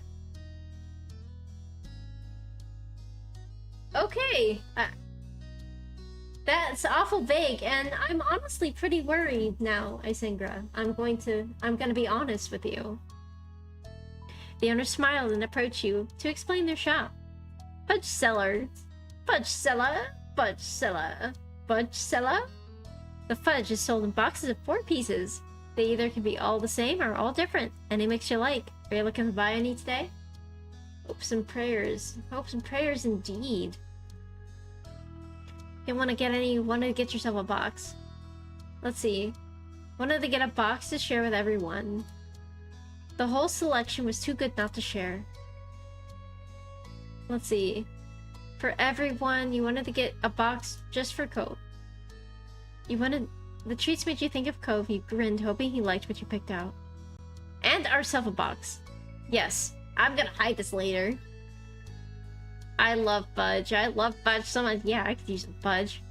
I'm glad you came to the right place then. For yourself, you picked. Ooh, okay. I would pick... Okay, so I'm definitely getting dark chocolate mint and ooh, maple walnut. I love maple walnut. Let's see. Cookies and cream. Wait, I already picked. I'm gonna do cookies and cream and red velvet. For the group you picked, Liz looks like a key lime person. She looks like a key lime kind of person, or maybe one of the moms. And the dad seems like a caramel swirl person. Or no, he seems like a chocolate peanut butter guy. He's definitely a chocolate peanut butter guy. And for my mom's, let's see, you picked white chocolate for yourself 3 times and a caramel swirl because you're weak to the flavor of white chocolate. I do like white chocolate. Earlier, one of my friends brought a bunch of cookies from Subway, and they were the white chocolate raspberry, or the raspberry cheesecake ones, where it's just like raspberries with white chocolate chips. Oh, so good. So good. Let's see, let's get a white chocolate. Let's get a chocolate toffee, and also, let's get a maple walnut. For Cove, you picked. For Cove. He seems like a cookies and cream kind of guy. He seems like a cookies and cream kind of guy, and then let's also get him. He seems like he would like, and also key lime. Let's get him key lime, and then also a He seems like he would like red velvet too, or maybe even maple walnut. I don't know. Maybe just straight up white chocolate, honestly. You were already looking forward to when you'd eat your fine selection of fudge. You couldn't help but try to imagine how Cove might react when you presented this to him. Everyone else was definitely going to be happy when you regrouped later. You paid, and there was no stopping the large grin growing across your face. We just bought fudge. Everyone's gonna be like, I can't wait to buy all these veggies. You, fudge. Fudge. Pivoting on your heels, you wove your way back to the center of the path. You pondered for a moment what you should do now. None of the stalls were catching your eye. What did grab your attention, however, was a head of familiar sea foam hair sticking above the crowd. You knew instantly it was Cove. He hadn't noticed you yet, but he was walking in your direction. He held a couple of bags tightly in his hand. Strangely, you couldn't spot your mom or Zed anywhere. Let's see. Called out! Call out! Cove! Over here! He instantly stopped dead in his tracks. Alert! Cove's head snapped up, and his eyes searched the crowd until they landed on you. His whole demeanor brightened at the sight. Hipika! He weaved through the passerby awkwardly in an attempt to get through as fast as reasonably possible, nearly stumbling more than once. Let's see, he went over to him, couldn't move, bounce in place. I would bounce, I'd be bouncing. It only took him a moment to arrive. It was undeniable that he was shopping for himself. You stared at him, confused. Where's the rest of your group? Cove crossed arms defiantly, the bags twisting in front of him. Your mom took my dad, and I ended up alone. Why are you by yourself? Ma and Liz abandoned me too. What? What? I can't believe this happened to both of us. This was their plan all along. They had to, but I don't know why. I think pranking us. I don't know either. And you meant it. You couldn't fathom what your moms were up to. Cove shook his head, trying to clear his mind. So... Well... His change in tone caught your attention. You watched his eyes start to twinkle with mischief as his mouth pulled into a cheeky smile. You know, it is technically later, and your mom isn't around this time. Oh my god, are we gonna make out? You chuckled, knowing exactly what he was implying. That incident was already replaying in your head. Let's see. Bashfully, you nodded. Cove stepped closer. He looked at you adoringly and wondered if everyone in that part of the market could also hear your heart pounding in anticipation. He leaned in, and you met Cove partway with a bit more eager force than he intended. Are we just gonna... Wow, making out in front of the farmer's market? Really? In front of everyone's salad? Cove kissed you again. It was brief, but enough, and I left you feeling energized. I'm glad it's later. Me too. Me too. So, his gaze wandered off as one of your parents might simply appear if he kept checking, and you could tell he was still processing the situation. He scratched the back of his head, looking sheepish. Do you want to forget about whatever's happening and go shopping together? Let's see. Happily, you nodded. It felt good knowing you were going to have company for the rest of the trip. Cove seemed to be thinking the same thing, because his body seemed to relax then. Cove's grin twisted into a conspiratorial one. You both knew that you were going against whatever had been planned for this outing, but luckily, neither of you cared one bit at this point.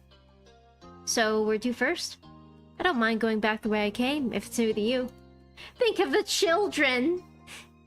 It's not hard to miss stuff, even if I'd gone past it. What have you gotten? Cove shuffled his bags around and started pulling them open so you could peek inside each one. You recognized the array of things he picked up around the market. I mostly got typical things I can use pretty easily so far. Nothing super exciting. There were a few peppers, some lemons, and sweet potatoes, among other things that were wrapped up, so you couldn't discern what they were.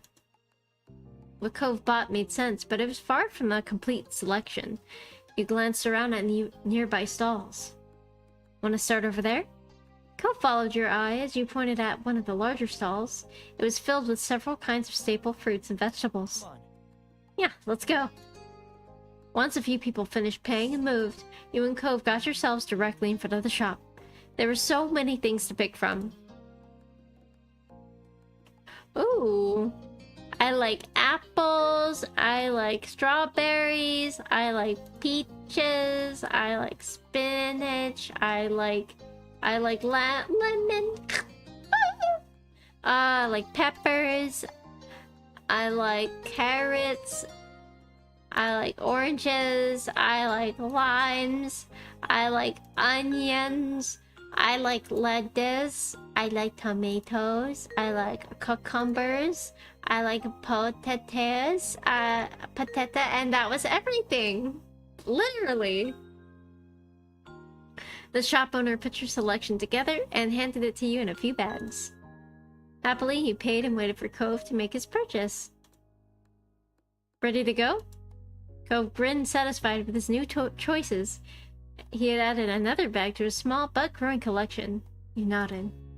Actually, before moving on and everything, I was wondering if you want to hold hands while we're shopping? Cove! How lewd of you. How lewd of you. He held onto his hand. Let's see. There was no way you could say no to that face. Delighted, you laced your fingers with his without hesitation. Cove squeezed your hand back with renewed eagerness. Your boyfriend nodded his head in the direction you had been going toward. Alright. Okay, let's go. Together, you and Cove wandered the market, on the lookout for any stalls that caught your attention. Cove was walking around with a spring in his step, talking about various meal ideas he had in mind. After a while, you had to go greater distances to find something of interest. Several of the stalls were selling the same goods. It was only a matter of time now. It was only a matter of... What? It was only a matter now of which you wanted to buy from. Why was that so hard? You continued ambling down the path until Cove stopped suddenly, literally pulling you away from your thoughts. Cove? You followed his eyeline past the crowds. Immediately, you knew what grabbed him. Homemade jams and local honey. Ooh, same. Let's go, let's go. That stall was glittering with quaint glass jars stacked high, each encasing gels of varying colors. Cove's eyes were practically sparkling at the sight. His feet automatically began to take him there, likely without being fully aware he had made an unexplained detour. When you got closer, you were surprised there were even more varieties than you thought. There were even different honeys based on what type of the pollen the bees use. Cove's focus seemed torn between a bottle of blackberry jam and clover honey. Oh, a man after my heart. I love blackberry jam. That's one of my favorite jams. Want some honey, honey? You want some honey, honey? Hi, honey.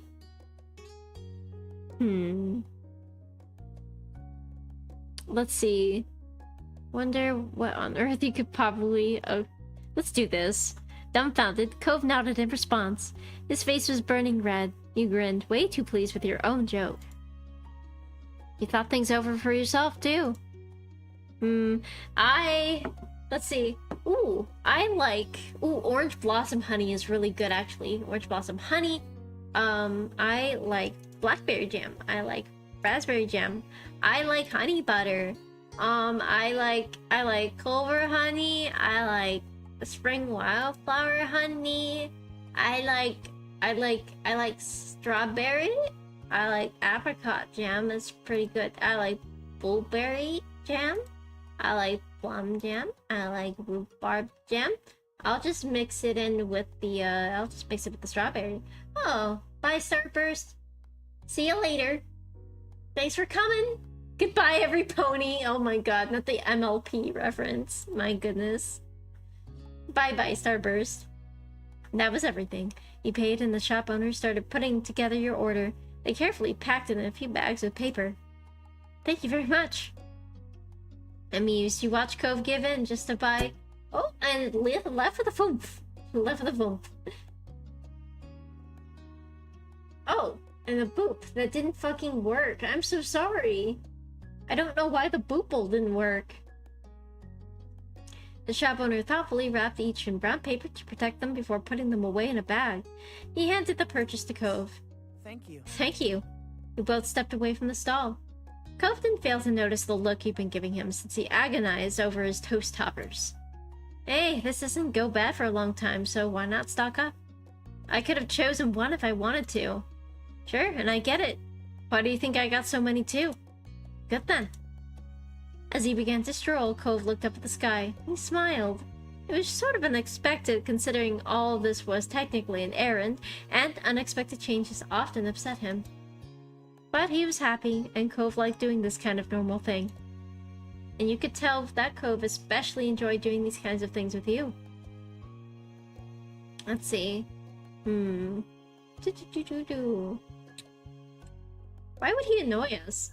You're feeling the same as him. You weren't gonna let what happened put a damper on this outing.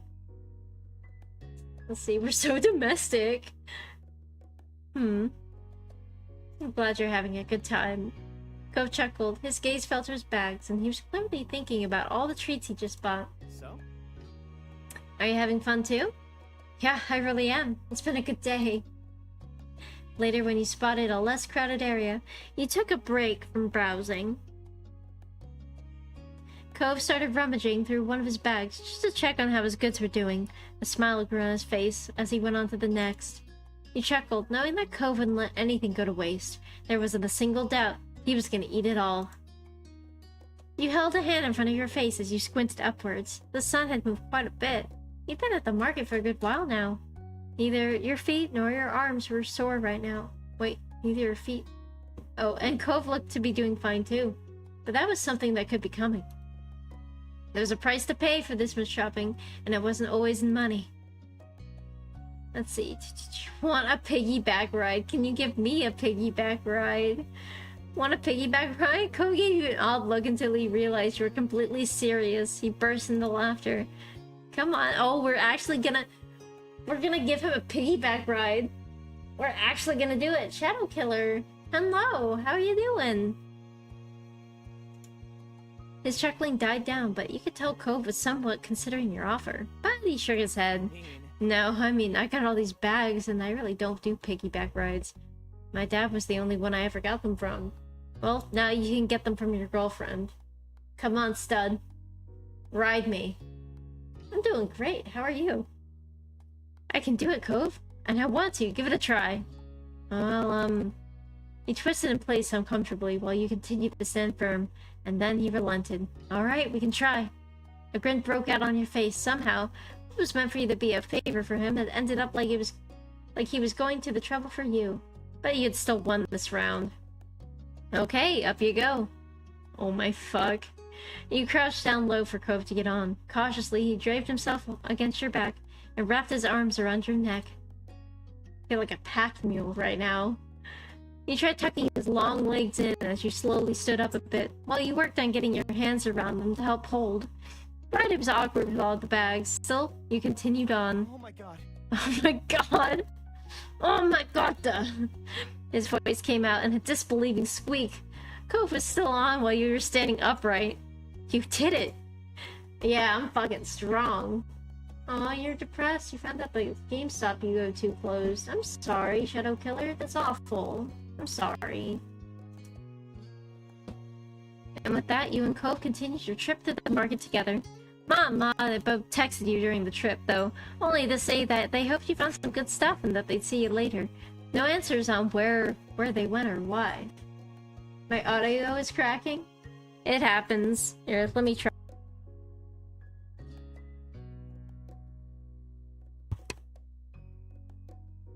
It seems like this mic is just getting worse and worse. Oh, I hate it.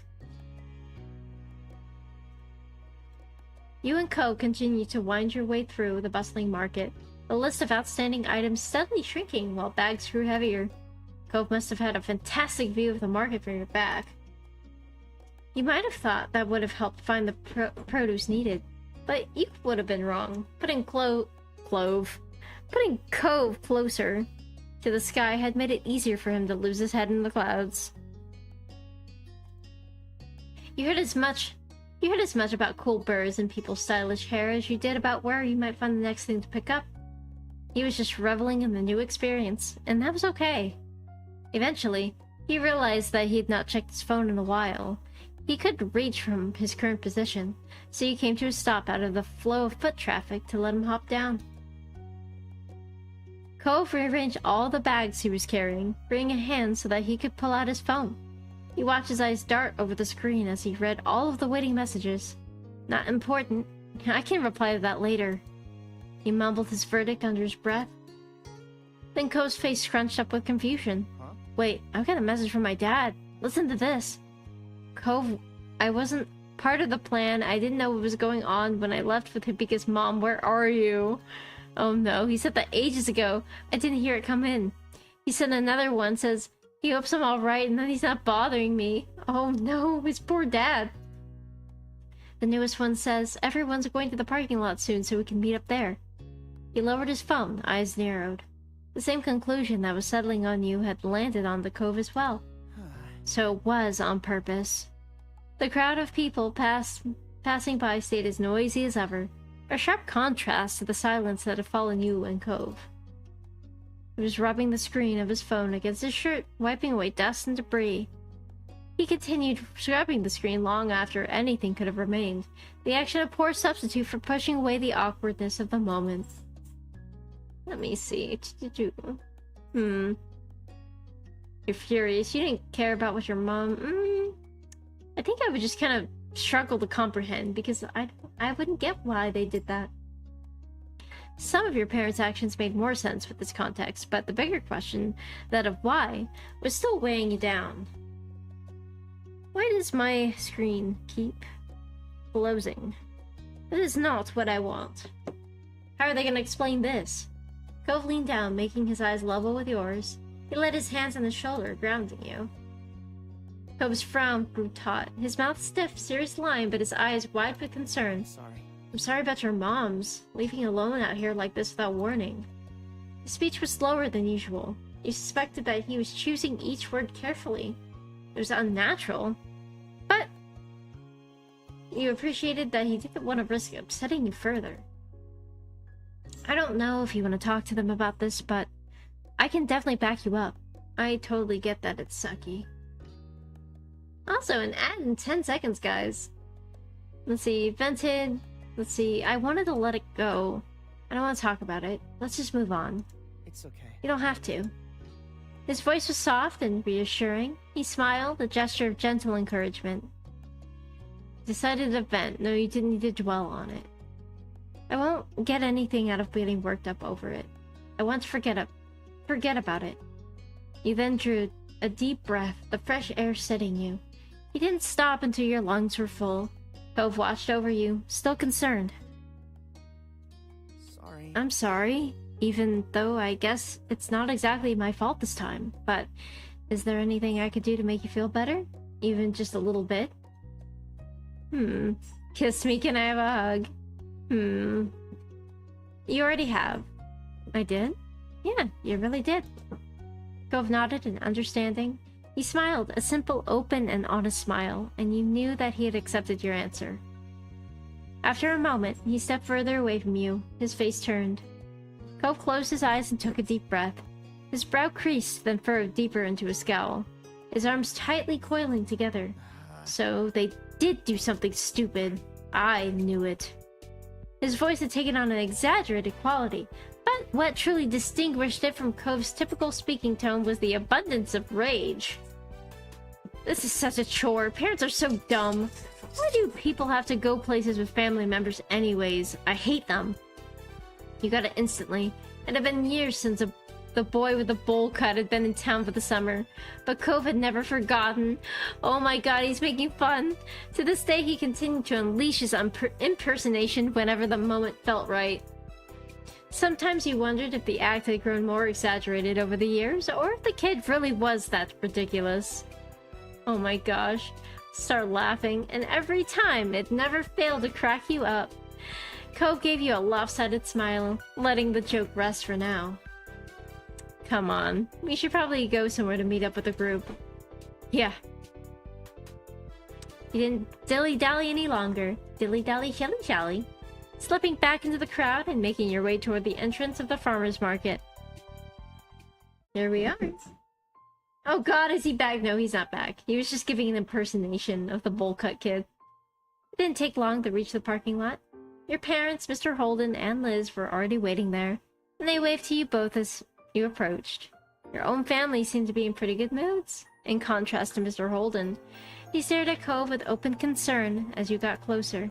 Hey, bud. Hey, Avika, how you doing? We'd better be doing better if we hadn't been abandoned in a farmer's market by our families. You saw your mom's frowning at his response, Ma glancing from Cove to Mom with blinking eyes.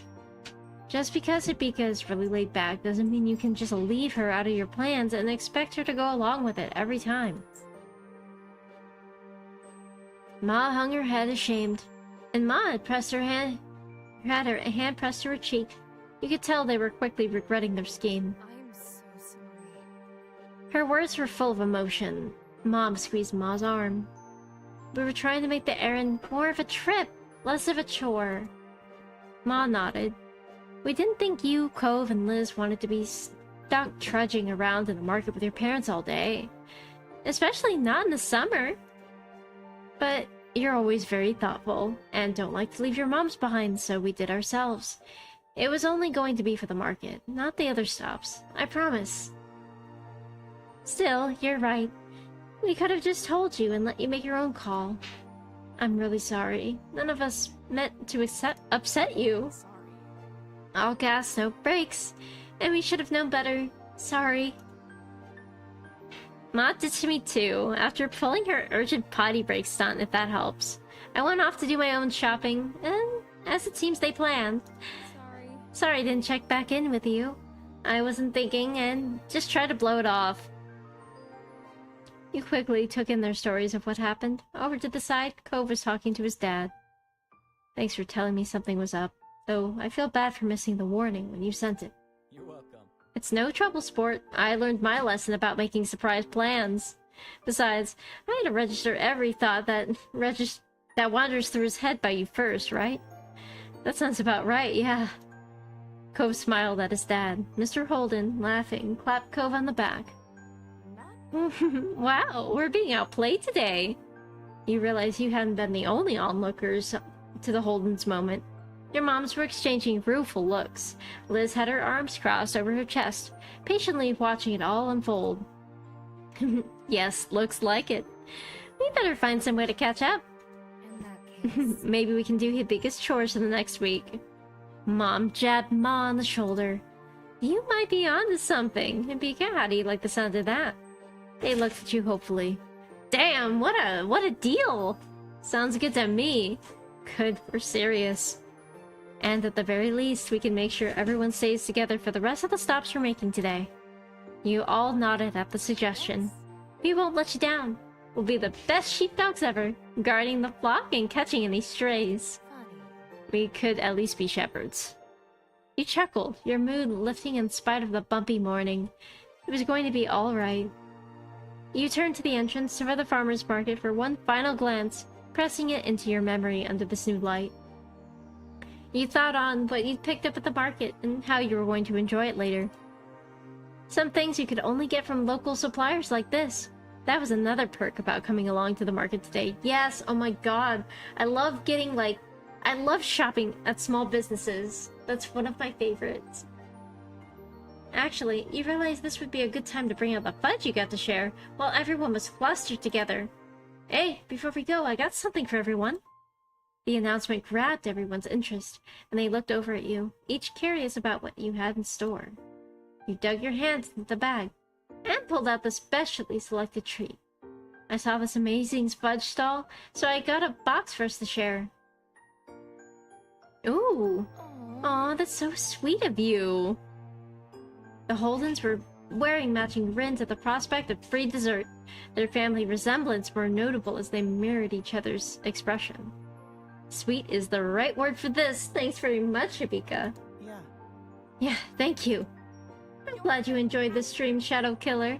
Great, I can't wait to bust it open. We should save it for tonight. You can't properly enjoy a treat when there's still chores to be done. Besides, we don't want to make a mess with it melting in this heat. The others murmured their agreements and nodded. Reaching a consensus, you stowed the box away safely for now. Cove then sidled up to you, an eager smile on his face. You could tell from his expression that he was up to something. Thanks again for getting fudge. It was really cool of you. You knew he hadn't come over just to thank you individually, not with that huge smirk. I got something to share too, but, well, only really with you. I guess I'm not as nice. Oh well. You cooked up a scheme of your own? He laughed. Anyway, well, I sort of picked something out with you in mind. You held a hand to your chest, staring at Cove as he explained further.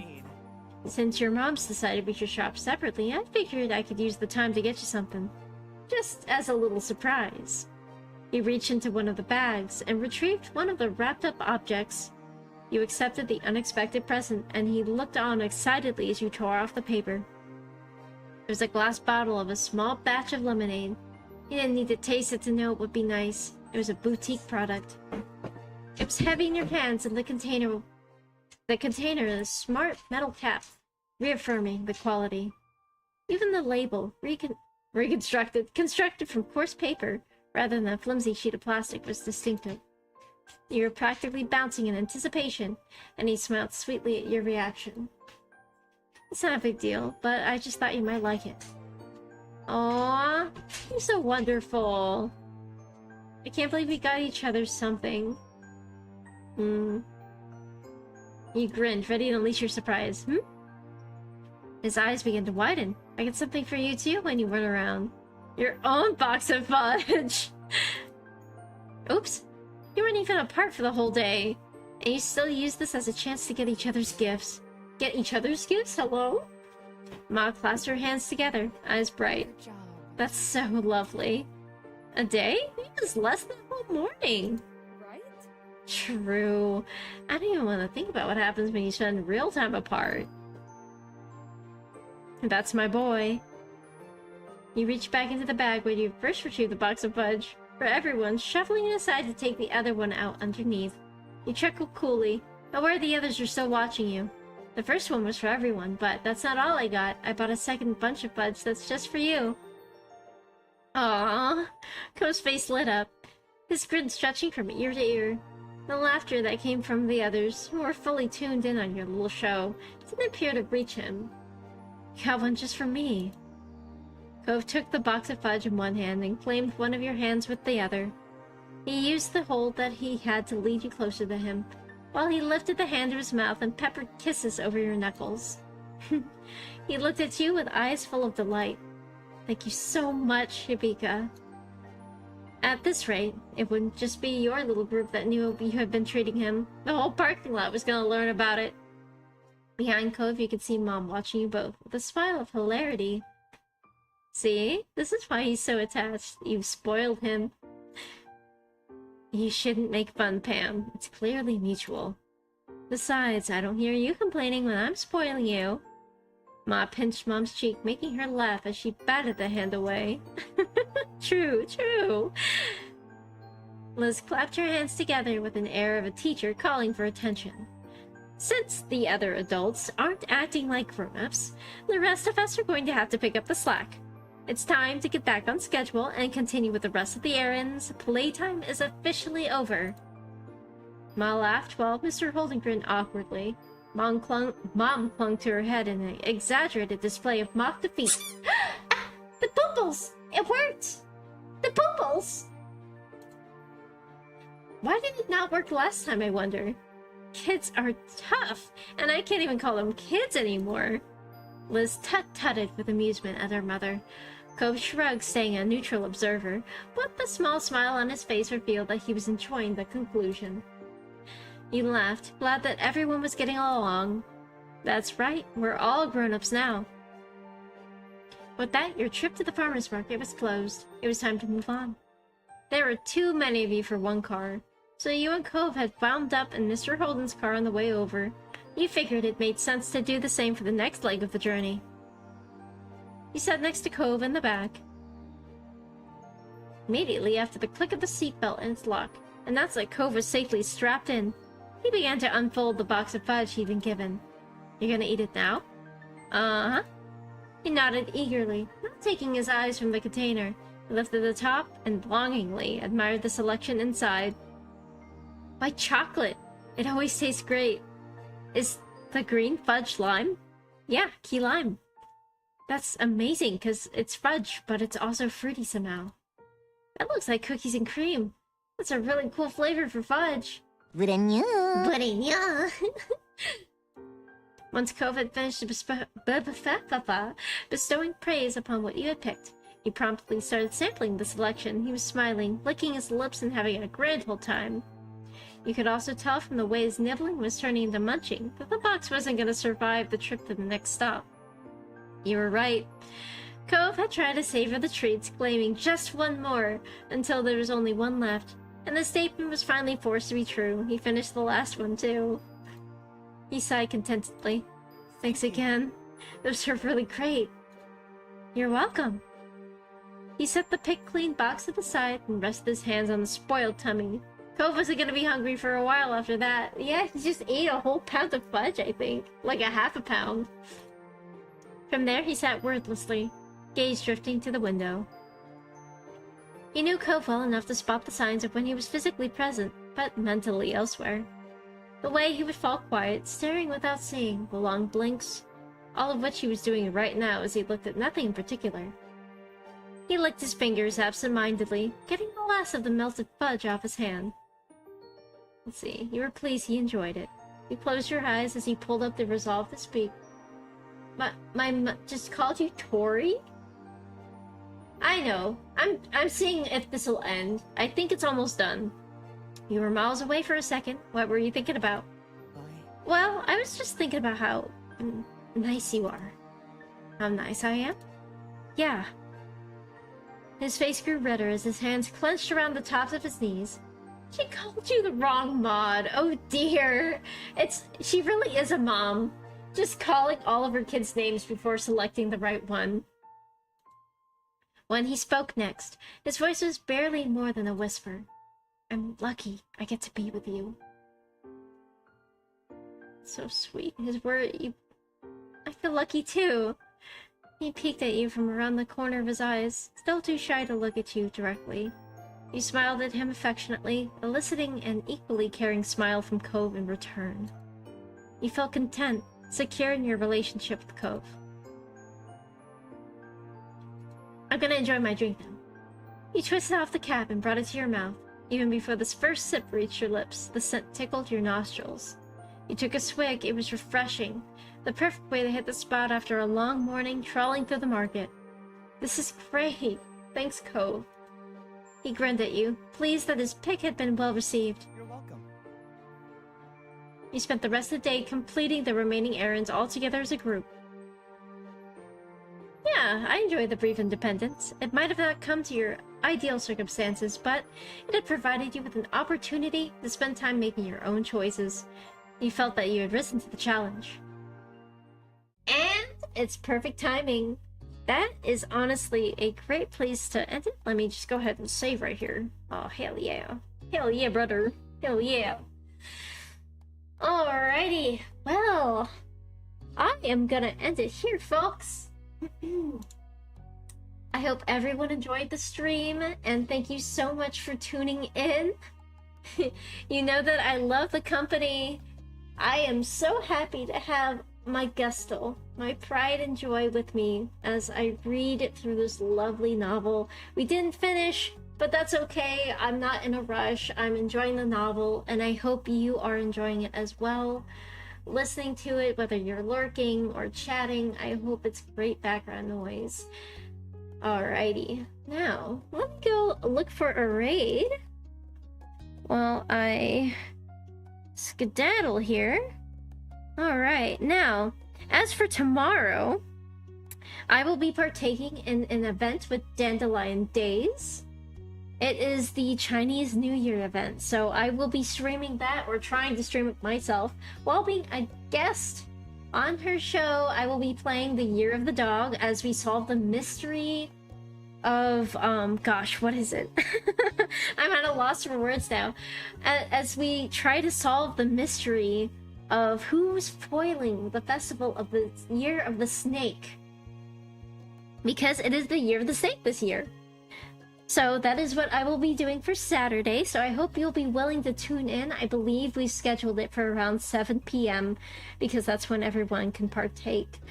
So I hope you all can join me. If you like the vibe, please subscribe, follow, so that you're able to get updates. And if you want to join the Discord, you can do that as well. I have that posted on my Twitch, on my YouTube, it's on my X, it's on my Blue Sky, it's literally everywhere. Or just ask, And there's also a Discord command along with the alert command as well, so it's literally there at every opportunity, and you're welcome to join at any time. Now let me look for a raid. I swear I can't talk and chew gum at the same time. While I'm doing that, actually, I think I would like to raid Dandy so that anyone who hasn't met her yet can go ahead and meet her, because that is who I will be doing the collab with tomorrow. So with that, let me go ahead and post the raid messages. This is for non-subscribers right here. Okay, that's for non-subscribers. And then this is for my lovely subscribers, where you can get all of these lovely emotes if you subscribe. And that's posted there too. Don't forget to copy and paste that when we get to Dandy's, okay? Alrighty. Thank you, thank you, thank you. Thank you. Let me get this raid started. Okay. Alright, guys. Thank you so much. Thank you so much for being here. Stick around if you wish for the raid, but if not, I wish you all a good night, sleep tight, and remember, tomorrow is another day. Nan kuranai-san. I'll see you next time. My pride and joy.